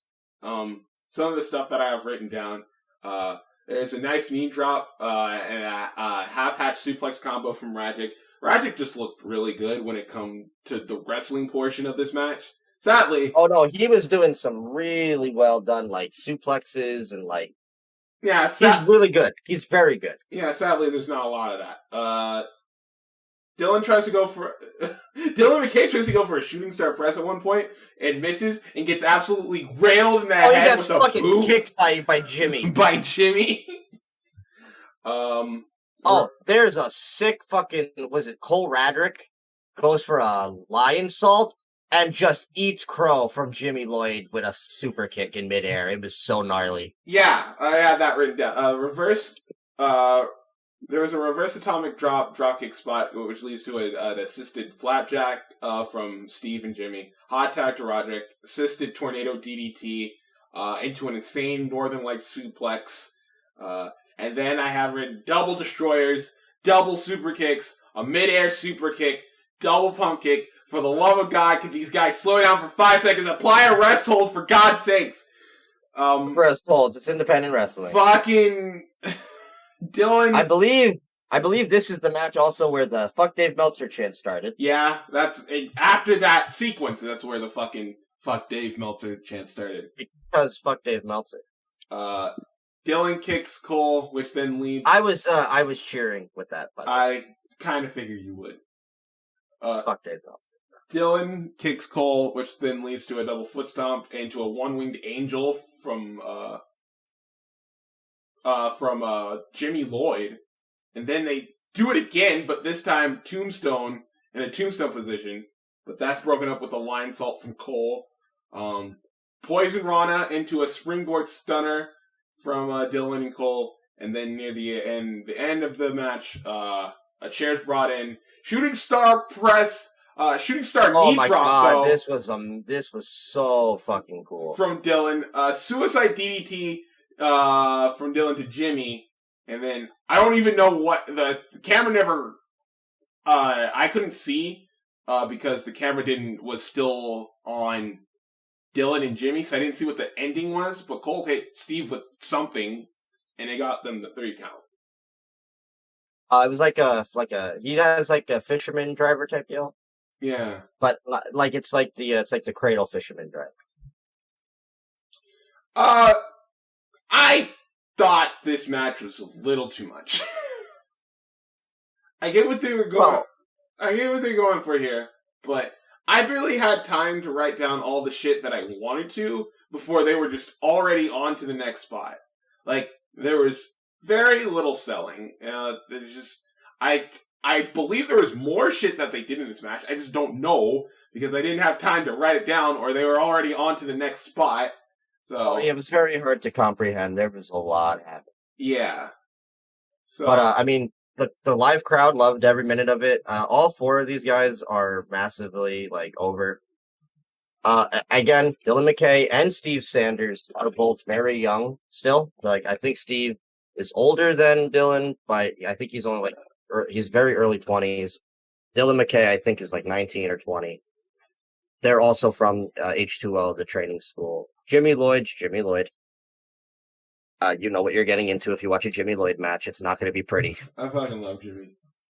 No, but Jimmy's great because Jimmy's literally he was a fan, and CZW took a chance on him, and now look at where he is. He's fantastic. And Cole Radrick is another guy that I think has so many legs in this business. Dude's gonna be fucking. As soon as he just gets that amount of exposure, he's gonna go crazy. So I see what you mean. By no means was it a bad match, but there was a lot happening. It was a lot. Which I guess is great for the live crowd. They don't stop, and so it is. It also adds because you don't want all these tag matches to feel the same. I guess so. So like here's like the extremely high octane match of the night because like every other match was not as intense, and that's because a lot of the matches after this really going forward were a lot more story based. Yeah, they were.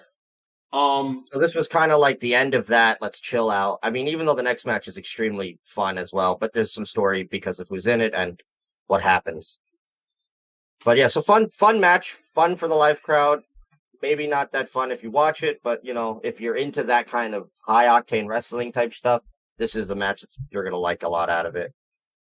But then after that, we had one of my matches of the round because it's amazing. It's a Grim Reaper and Hollow Wicked taking on Ken Broadway and Frightmare. How can they do this to me? They switched it up on him. How can they give me the Legion erotic against each other? You knew this was gonna happen. I pretty much know.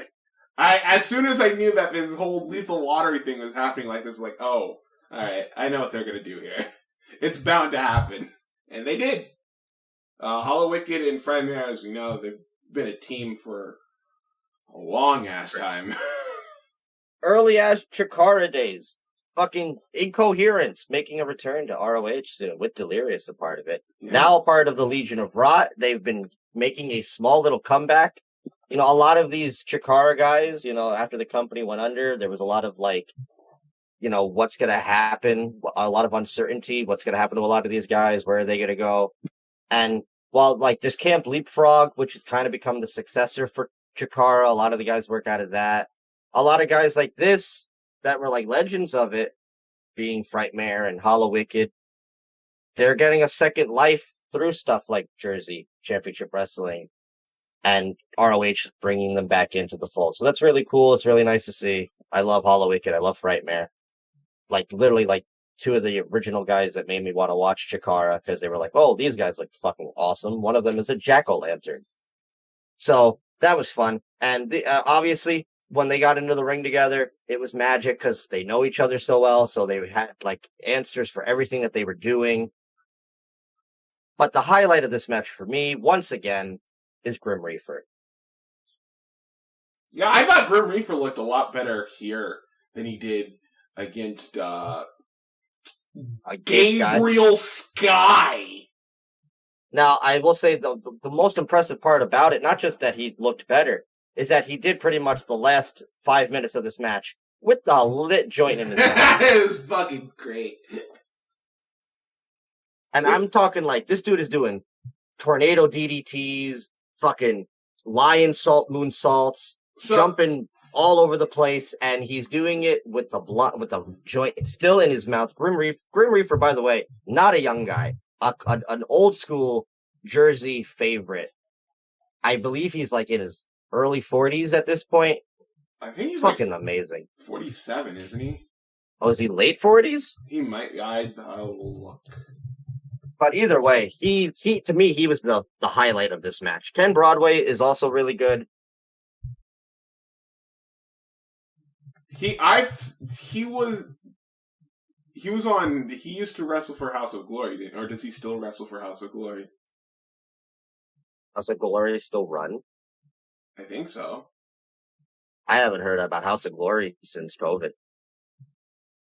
They might be still one of the companies that hasn't come back yet. Master P doesn't want to take the risk, I would guess so.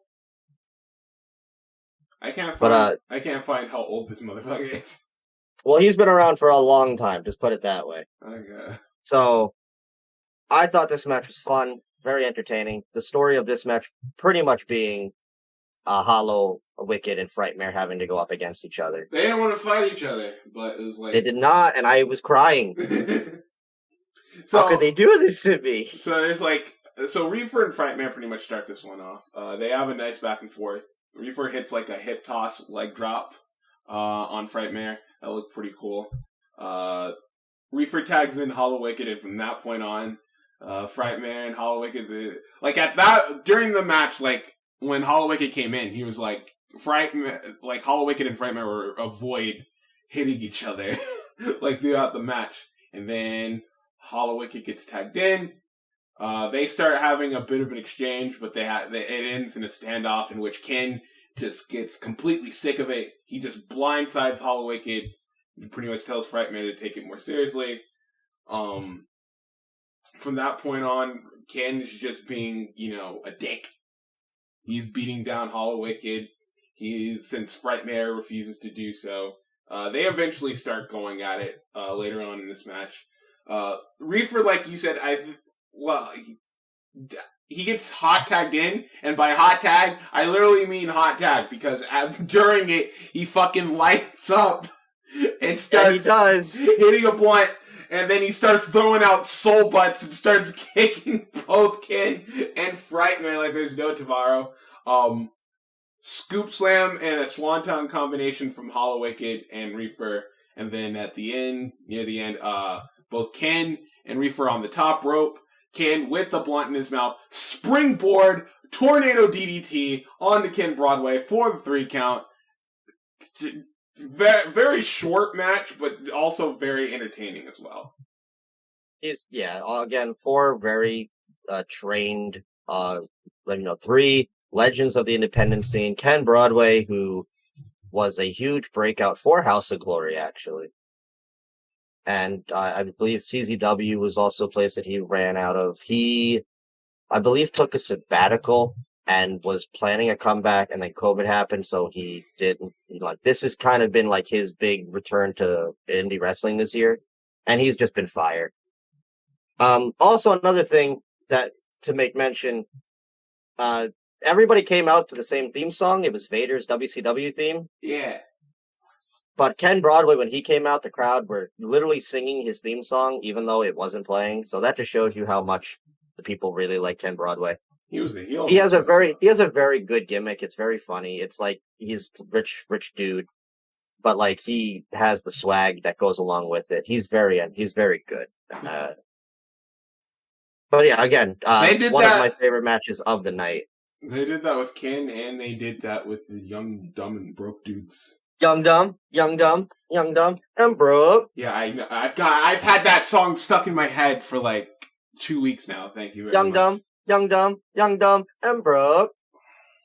After this, though, up to this point, I was like, these are all pretty good matches. These are all fun matches. But I want to find that one thing in which I connect with. One thing on this show where it's like, this is what I want to talk about. I love, we get to talk about finally on this show, because I've talked about her enough. I'm literally wearing a t-shirt that I bought from her after the show was over. Well, obviously, okay. And I'm currently wearing it. We'll get to it, because it's the next match. After this, next team's pick, Everett Connors and Kit Osborne taking on Billy Starks in this fucking menace. Piece of shit. Fuck this guy. Creepy pervert. Charles Mason. God, I fucking love this dude. He's such a piece of shit. Creepy pervert. Fucking asshole. What a dickhead. I'm so fucking mad. Mad. If I'm not mistaken, Billy Stark, she's like 17. Yeah, I fucking love Billy. I think I don't know if we've mentioned her on the show, but I've chewed your ear off about her already. She's fucking so. She's 17 and she's so good. And She's very good for her age, which is not only remarkable. Is she like good in the ring, but she gets her character. The crowd love her. I have not been to a show that she's not been on that I've watched where the crowd isn't just chanting along with Billy Starks.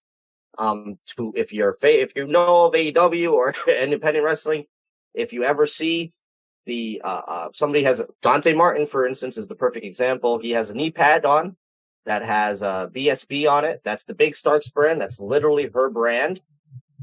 That it's like essentially like it's not like a training school, but it's like these wrestlers are a part of the BSB brand. I don't know how to explain it. It's like one like a rapper signs to a record label or something. Oh. Like they're a part of the brand. Like they represent the BSB brand and the BSB lifestyle. Never lost. So you're basically telling me that Billy Starks is Suge Knight. No, let's not say that. Let's not say these things. But yes, no, BSB, a big thing. I literally I'm staring at my BSB flag on my wall as I currently wear my Billy Stark t-shirt and my BSB shorts. She is the Dr. Dre of independent wrestling. No, she's the Space Yeezus. The what? She's Space Yeezus. What? You heard me. She's what does that mean? What does it mean? She's Space Yeezus. She's from the stars. She's Billy Starks, and she's awesome. Yeah, but you know what? Let's just get into the match. She's fucking awesome. I fucking love Billy Starks. She's so good. She's so cool. I love this girl. She is going places. Like I said, the minute she turns 18, Tony Khan, get her on an episode of Dark. You have a literal star in the making here. She is a bona fide babyface. And to those who aren't aware, and I assume this is your first JCW show. Yes. These two have been a part of a feud. Going back to the first JCW show. That a part of their the return of JCW. Starks and Mason. Yes, and Mason. Yes, this has been like a long term. This has pretty much been the big feud of JCW. Pretty much has been Billy Starks and Mason. It started pretty much in they had a match that really wasn't anything special at the moment. Mason pretty much abused her in this one, and that pretty much sparked where the feud ended up going. They had another run-in after Everett Connors, who's Billy's best friend, a part of this whole deal. He tried to save her. They ended up having a match. Everett almost got put in a body bag by Mason. Billy made the save. I was there for that too. But we didn't talk about that. I didn't get to talk about GCW weekend on here. Or did I? No. Or did that one get? Or no, we didn't get to talk about that. So yeah, when I was at that show, that continued. They had another match. It was a 6-man tag with Mason and 2 mystery guys. Those 2 mystery guys ended up being Bam Sullivan and Slade. That will bleed into more going on into the main event of tonight's show. They took on Everett Connors and Ricky Shane Page and Billy Starks. It was a really good match. Go watch it. They got the victory yet again. So they're really building to Billy getting the big victory over Mason. He's a creepy pervert. He likes to put people's fingers in his mouth. He's a creepy pervert. All right. Yeah, I fucking hate him. And so yeah, the big story of this was Kid Osborne's with Everett Connors. Everett Connors, who Billy was really hoping to be her partner. Instead, typical wrestling booking. They put the 2 big heels together. They put the 2 big rivals together on the same team, and you get a really good dichotomy. Now, this match is really good, except for the ending, where I don't know if they mentioned it on the commentary, but I saw how it happened, and I will get into that in a few. So this whole match, from the beginning, it's basically Charles just pretty much encouraging Billy to maim Kit Like, he's literally telling him to take his arm off, choke him. It's fucking the whole time. The beginning of the match, the story was Billy did not want to tag in Mason. She didn't want anything to do with him. No, absolutely not. Like, repulsed by this dude. Yeah. Just like everybody should be. Fuck Mason. Fuck you, Mason. Piece of shit. Creepy pervert. Billy and Everett have a pretty nice exchange that ends with Charles just clobbering Everett in the back of the head. Like, he just straight up lays it into Everett. Like, right, like, he never even saw it coming. Like, it was brutal, and it looked incredible. Brutal. There's a nice satellite DDT from Connors. He has a really, really good satellite DDT. I'm a big fan of Everett Connors. He called me a cutie on Twitter. Wow. Kit gets tagged in, and Charles at this point forcibly tags in Billy by just tossing her into the ring, which then leads to a clothesline by Kit. And from that point, Charles is just fed up. He's not dealing with Billy's shit anymore. And now he's on Kit's side. He's telling Kit to beat her up, claw her eyes out and shit like that. He's telling him to hit her. And Kit just finally just tells him to shut the fuck up. I've had enough of this bullshit. Shut up, motherfucker. Just wrestle. And the crowd... Because, I mean, the funny thing about... So, before you mentioned, the funny thing about it was Kit is a heel. Yeah. He's like a little shit cricket. That's like his gimmick. Yeah, I got that. He's like if Dolph Ziggler was good. So he comes out first, and the crowd were booing him. But once Mason got announced, the whole dichotomy changed. And I remember Kit. This is probably not on the hard cam, but he looked over at the crowd. Like a lot of the independent wrestlers do while people are making entrances. They'll still talk to the crowd to keep them alive. And I clearly remember him looking at the front of the crowd and being like, I guess I'm not the worst one now, am I? And everybody in the front row went, yeah, I gave him a thumbs up. That's amazing. After that, but I think this is the part where you're talking about. I think Kit got hurt on a baseball slide because... Yeah, so from what I heard, because I saw the impact and then...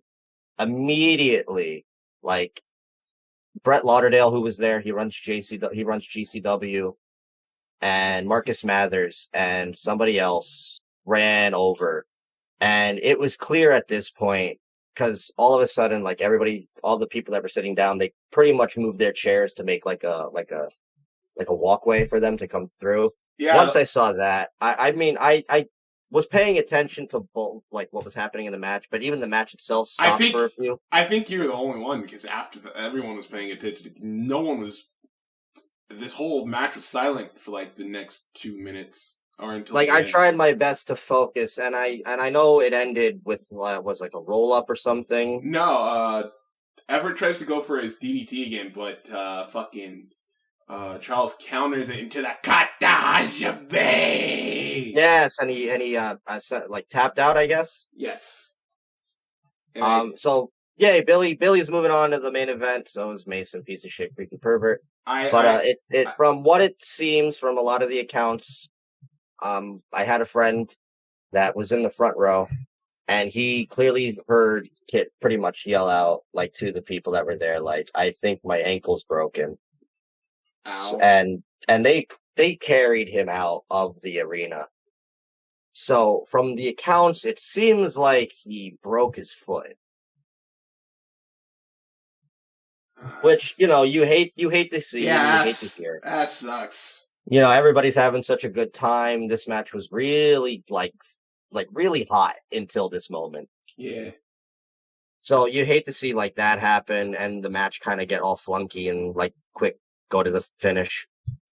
Shout out to Kid Osborne. Hope for a speedy recovery.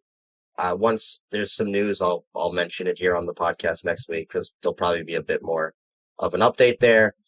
So, besides that unfortunate event, this match was also one of my favorites of the night, just for the pure storytelling behind it and Billy Starks, who I love. Now, before we move on, since out of like really all the matches so far tonight, I think this would have been the one that really had the most people that you weren't aware of beforehand. Right. Opinions on the 4 people that you saw. I knew who Billy Starks was off of name alone, and I knew that she was one of the young ones. I didn't realize she was still probably not even supposed to be old enough to wrestle at this point. But no, she made it very clear on her Twitter after the show that she has to wake up at 7 a.m. to go to school. God damn it. One of the hardest working women out there right now. Charles Manson is an absolute menace. I love him. Everett Connors I thought looked pretty good here. Kid Osborne, I liked his style. He's very tiny and he's very scrappy. I'm just ashamed that it sucks that what happened to him in this match. But yeah, I'm very happy that we finally got to talk about Billy Starks. Now you can tell me to shut the fuck up about it. No, why would I ever do that to you, Adam? You're my favorite. You do that for a lot. You do that for a lot of things that I talk about on here. But Billy's not a deathmatch person or a garbage wrestler that I like. So I finally get to talk. Yeah, about you actually positive. Fucking picked the good one. Yeah, I know. I love Billy. Billy's amazing. Like I said, once she turns 18, she's gonna be on Dark. Mark my fucking words. After that, and she has a 6 swanton, but I don't think she hit it in this match. She did not hit it in this match. She has a 6 swanton. After this match, Bam, Sullivan, and Slade They are Manson's like bodyguard tag team guys. Okay. So this was one of the few actual teams that got to stick together, even though Slade pretty much forced himself into this one. So they take on the team of Yoya and Matt Mikowski, who is taking time off of his busy schedule from scaring children on a daily basis to compete in this match. So I thought that was pretty cool of him. What? Yeah. Matt Mikowski. I'm confused. What? Yeah, Monsters, Inc. No, that's Mike Wazowski. Yeah. No, for fuck's sake. Took you a while, didn't it? Yes. This was just a fight. Slade is a psychopath, dude. Oh yeah, no, that's just the fucker jumped off of the stage. He was like, "I'm not even gonna come through the entranceway. I'm just gonna fucking jump off the stage into the crowd." Yeah, no, Slade is a fucking madman. He's so out of his mind, bro. I love it. This is the same guy that fought Wheeler Yuta recently at the Beyond show, where Yuta went and took a tap spot. Ow. Which I also heard was extremely violent. Not mostly because of the weapons, but because Slade is a fucking menace. So yeah, that's this whole match. It's let's beat the shit out of Yo-Ya. I like Yo-Ya. Yeah, I liked Yo-Ya. He was like a very sympathetic babyface. Matt Mikowski looked pretty cool as well. I thought Bam Sullivan was kind of just there. Slayer at one point tries for a powerbomb, but Yo-Ya counters it into a cross armbar. That looked pretty cool. Snap suplex and then a roll through into a label lock from Matt. That looked pretty cool. Mike he then proceeded to hit a pretty good looking fisherman buster. Like everything Mike did looked just like very painful. I believe Matt Markowski is a former UFC fighter. No shit. Maybe like one of the Ultimate Fighter type deals, like Tom Lawler was. But I believe he has UFC, maybe Bellator. He has some form of actual MMA background before coming to wrestling. There's an assistant, which it shows. Yeah, absolutely. From his style alone, you can tell. There's a nice assisted senton spot from Yo-Ya and Matt to Bam. Bam and Slade, at this point, are pretty much working over Yo-Ya. Slade hit a nice brain buster at one point. There's that point where Yo-Ya is trying to get back into the match, and Slade is just eating his shots like he's just begging, come on! He's just flexing his abdominal muscles like he's getting hit. He's fucking crazy. Out of his mind, bro! I had a feeling you were gonna like it. Oh my god! I need more of him forever on every show. God. Spin wheel kick. Huh? The dichotomy with him and Bam Sullivan is very funny because Bam is like a fun-loving deathmatch guy. Yeah. And like he's like, I don't know what to do. I can't control him. What he is. You go, Slade, win for us. Yeah, whatever. Matt gets tagged in, comes in like House of Fire, hits a nice spinning wheel kick onto Bam. There is a torpedo launcher where both Matt and Yo-Ya are on the top rope, and he fucking launches Yo-Ya. It was awesome. Just launches him onto Bam. That looked pretty cool. Yo-Ya and Matt try to go for another tag move, but Slade just openly kidney punches Mike so hard he drops Yo-Ya, which then leads to a choke slam from Slade to Mike, and then a Samoan driver from Bam to Yo-Ya for the victory. Generic top finisher you get on the default page. Yep, that's exactly what it was. I love Slade. Yeah, I had a feeling. Yeah, and I had the same feeling about the guy in the next match too that we're going to talk about. No! Hell yeah, my guy! Alright, so after this, we get Young, Dumb, and Broke, Griffin McCoy. Young, Dumb, and Broke. And Charlie Tiger. Yeah, okay, yeah, cool. Then we get Pat, Precious Pat. And his tag partner, Josh Bishop. Oh my god, dude, this dude's insane. I love him. He's big and he's muscle and he's blonde. And he's Sid Vicious. He is very much Sid Vicious. So now, have you seen Bishop beforehand, or was this your first time? I don't think I've ever seen Josh Bishop before.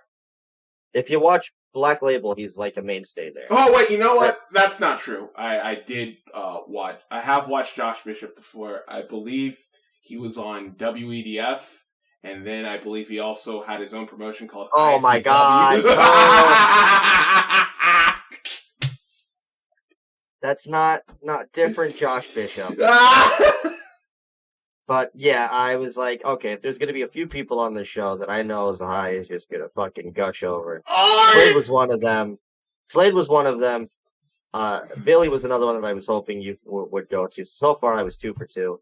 And it looks like I'm 3 for 3 because Josh Bishop is a fucking monster and he's awesome. So good, dude. Alright, so the whole thing is like, Precious Pat is way in over his head. I didn't know who this guy was, but I like this dude. He's just getting his ass kicked this entire match. Bishop, the entire time, just looking at the crowd, just being like, "What the fuck? What is this guy? Why am I with him? Why isn't he letting me take care of everything? He's getting fucked up." I mean, I will say though, he hit, if not the spot of the night, the double Shiranui. Yeah. Oh my god, that was so great. That was so sick. I was like, oh my god, somebody is going to die? Thankfully, nobody died until Josh Bishop got in the ring, and then people died. There's one point where he hit a pop-up satellite DDT onto Charlie Tiger. That looked cool. Another cool spot. Double Alabama Slam into double crabs. Oh, hell yeah. From Young, Dumb, and Broke. Little shout-outs to Hardcore Holly and Lance Storm. Assistant dropkick and then an assistant headbutt from Tiger and Griffin to Pat. Holy shit, Charlie Tiger just fucking blows his head. Those headbutts are ridiculous, dude. He torpedoes his head right into fucking Pat's back. And I was like, oh my god, that's how you get concussions. Oh. But it looks sick. It looks sick. Yeah, it does. After that, double Shiranui from Pat. This time, Insane. he has to get the tag. He does. Josh comes in and he's pissed off. He tosses Charlie like he's nothing. Fucking black hole slam to Griffin. He's got them stacked up at one point. Goes for a fucking coast to both Griffin and Tiger. This man is going off. He is fucking going crazy. He is on one, my guy. And the crowd loves it. Of course! Holy shit, Bishop. Bishop's gonna kill you chance. Like, the coast to coast was like, holy shit. I was like, first off, the king of the coast to coast here. Got to see a coast to coast live. So that was a cool part of my bucket list. Fuck Shane McMahon. I got Josh Bishop. There's double super kicks and another running headbutt. This time to the back of the head of Josh from Charlie. Oh. Yeah, that was the one I was talking about. Oh yeah, my god. Just torpedo, like almost torpedo Moscow, but more straight. Just like, goodness gracious. Double choke slam from Josh. This is near the end. A double choke slam from Josh Bishop to both Griffin and Charlie. And what does Pat do? He gets Pat. He gets Precious Pat and power bombs him. Pat tags himself in. Oh, and at that point, yes. Josh has had enough. He grabs Pat, power bombs him onto Griffin, and then power bombs him onto Tiger, puts him onto Tiger for the victory. And Bishop and Pat are the last. And then after the match, Bishop throws Pat into the turnbuckle, knocks him out, and drags him to the back. This dude is a fucking nuts. I love him. This was my favorite match of the day. By far.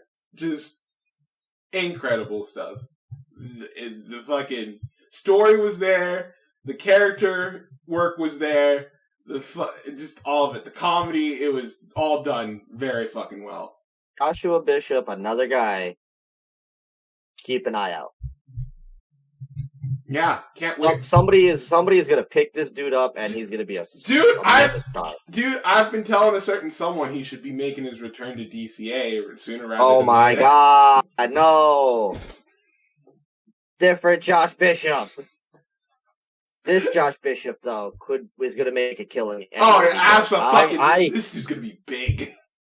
I'd love to see him in like New Japan Strong with like Ishii, but also like I think Impact would be really good for him. So, yeah, Josh Bishop, amazing. Precious Pat, who I didn't know anything about this guy before this show. Impressed me. Very fun. I like that, obviously, he was there for the funny spots with Bishop and everything, but I thought he was very impressive for what he did. And Young, Dumb, and Broke, continue to just be some of the highlights for independent wrestling for me. All four of them. Charlie Tiger especially. He's a fucking madman. After that, we get... we had a break. We got a break. Go back in 15 minutes. Did anything happen while the break was going on? I went outside to smoke. It's just a timer. I went outside and smoked. Just a timer going off, waited 15 minutes, come back. We get a bit of an exhibition match here. Two JCW alumni of the original JCW. Azrael taking on Arcadia. These two just went back and forth with one another. Just a lot of indie spots, to say the very least. It wasn't bad. Arcadia hits this crazy ass famouser. No, he did a fucking pop up scissors kick. He gets on his back and then proceeds to do a scissors kick while jumping off of the dude's back. I thought that was so cool. That was so great. Also cool, there was a drop kick, a springboard drop kick to the back of the head, from Arcadia. Oh yeah, that's very sick. Azrael. And then Azrael just fucking rolls up Arcadia and gets his feet on the win. Oh, well, there's a story there because there was, I believe, Arcadia had the victory, but Azrael had his foot on the rope. Yeah, that's what And then he used his feet on the rope to get the cheap victory. So I don't know, maybe this will continue or whatever, or who knows? I guess we'll see what happens. Again, this was mostly an exhibition to break up the Lethal Lottery matches before the Battle Bowl. Fun little match. Speaking of Battle Bowl, it's now time for the Battle Bowl. Yes, Faye Jackson, the Master of Ceremonies, came out to present the winner with the Battle Bowl ring. And at that point, we just get everybody out here. Get everybody the fuck out here. To recap, it's Jordan Oliver, Marcus Mathers, Big Vin, Janai Kai, Cole Radrick, Dylan McKay, Hollow Wicked, Grim Reaper, Charles Mason, piece of shit, creepy pervert, Billy Starks, Slade, Bam Sullivan, Precious Pat, and Josh Bishop. Even though the match starts, where's Precious Pat? Nobody knows. A Bishop killed him chant breaks out. That was very funny. Precious Pat finally gets his way to the ring. The crowd's very happy about it. He gets in the ring, and Bishop's having he immediately pushes him out first. He's literally the first one out. And the match begins.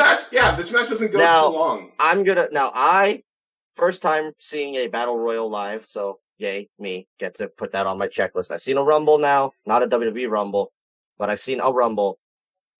And now I've seen a Battle Royal, so yay, I've got those off my bucket list. But I will say, watching a Battle Royal live is very tough to keep up with everything that was happening. I was trying to focus on like a few areas of the ring. People were getting eliminated, and I was like, what? How? So I only got the eliminations here. So Pat obviously pushes out Josh first. Dylan McKay is out second. He was hit with a back fist by someone. I never got to really see who it was. Big Vin, military presses Marcus out of the ring. Bam eliminates Grim Reaper. Vin eliminates Janai Kai. Vin then gets eliminated by Bam, Slade, and Charles. Piece of shit, creepy pervert. Billy eliminates Oliver while Oliver was trying to go for his cutter, and Billy just pretty much yeets him out. And then Billy got eliminated by Charles Mason. I want to kill him. I'm gonna kill him. I'm gonna murder him. You piece of shit. Piece of fucking shit. Fucking Charles Mason. She was my pick to win. Then the trio then get Hollow Wicked eliminated. And they eliminated Hollow Wicked, a piece of shit motherfuckers. I wanted him to win. I think. I don't know who jumped Charles here. Did you see that? Oh, yeah, that was Everett. Oh, okay. I wasn't sure. So yeah, Everett jumps Charles. That would then lead to Josh eliminating both Bam and Slade. And then this I did not see because I was focusing on Everett getting thrown around the building. Well, that's where the fucking. I mean, obviously that's where the camera was focusing on too. So. All I know is that Josh eliminated both Bam and Slade. I don't know how, but they were out. And then once Everett got Charles back in the ring, he eliminates Charles with a powerbomb. He killed him. He died. On to both Bam and Slade. And Josh Bishop is the winner of the Battle Bowl. And he gets the diamond ring. So, all in all, this was, again, a short Battle Royal. They didn't really do much here. I think it only went on for like 6 minutes. Yeah, it got Josh. It created a new player in Josh Bishop, who I didn't know before the show. And now I'm definitely going to seek out more now that this show is over. But not only that, the show did a very good job in getting me interested in a lot of other cool people. Like I said, I thought Slade was cool. Charles Mason is a creep, and I love it. Shit, creepy pervert. Fucking, I think Billy has a lot of upside, especially for being someone so young and new to the game. Who else? Precious Pat, who's my god, fucking, just absolutely amazing. Janai Kai, who I thought performed very well. And, even the guys that I've already seen that I already know are good, like Cole Radrick and Jimmy Lloyd and KTB and Jordan Oliver, even though you think I don't like him. Oh, and Big Vin, you were a fan of him. Oh, yeah, Big Vin! Big Vin too. So yeah, no, again, like I said, this has been one of my favorite things about the podcast that we're doing. We're giving the independent spotlight, and you're getting introduced to a lot of new talent. Yeah, it's like and I've said this before. This is our lifeblood. These people that you saw on this show are all going to be somewhere someday, on a big screen, somewhere. Yeah. And I think that's the best part about it. Overall, I really had a lot of fun with the show. I thought this was... Yeah, no, it was like 2.5 hours. You're in, you're out. It was a very entertaining afternoon show. I don't do those a lot. So it was like, cool, show's over, I'm not dead, entertaining little fun times on a Sunday. I love supporting my indie wrestling, especially my East Coast indie wrestling. Yeah. And then immediately after, like I said, I bought Billy Stark's t-shirt. Now I own like 5 pieces of Billy Stark's merch. I think I gotta stop. You should probably ask Matt where you can get some Monster Inc. Merch as well. Oh, for fuck's sake. And probably ask Josh if Frank is promoting any WEDF things nowadays too. Okay. All right. Okay. And I get it. All right. But yes, all in all, a very entertaining show right here. It's wrestling for the sake of wrestling. Turn your mind off. You don't really have to focus on anything important. It's a few hours of really just entertaining wrestling. It's a breeze. Like Zahaya said, it's very fun. And everything's just like, yeah, cool. There's something for everybody here. And in like his case, you get new favorites of people that you never heard of, and now like, cool. Now I want to seek out their stuff, give them the support that they need.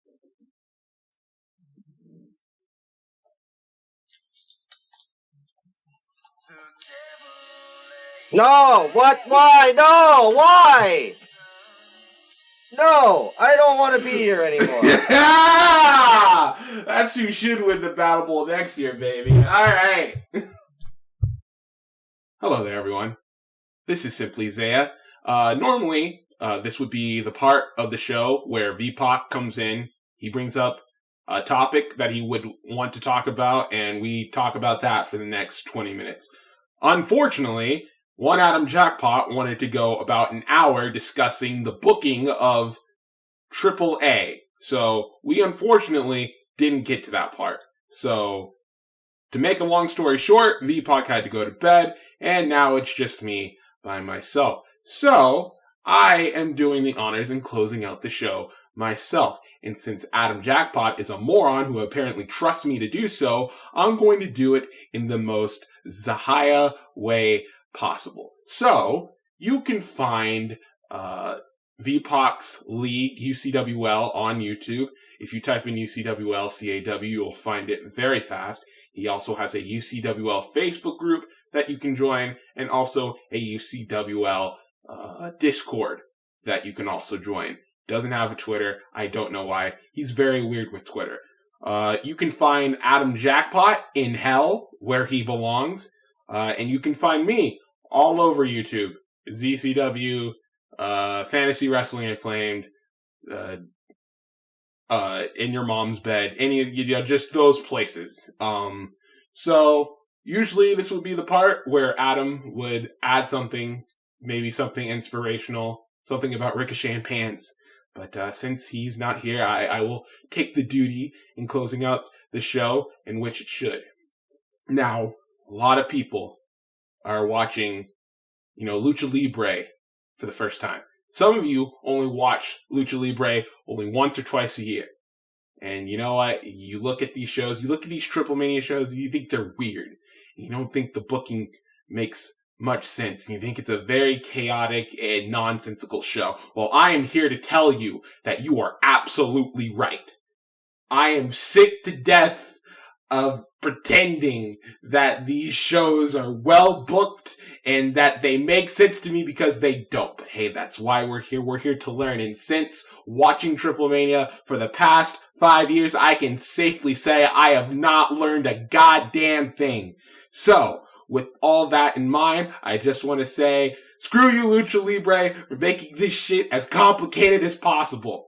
And, yeah, that's about it. United Ace of America is here. Tanahashi is back in action, bitches, and Moxley, you better watch your ass. Alright, I'm out of here.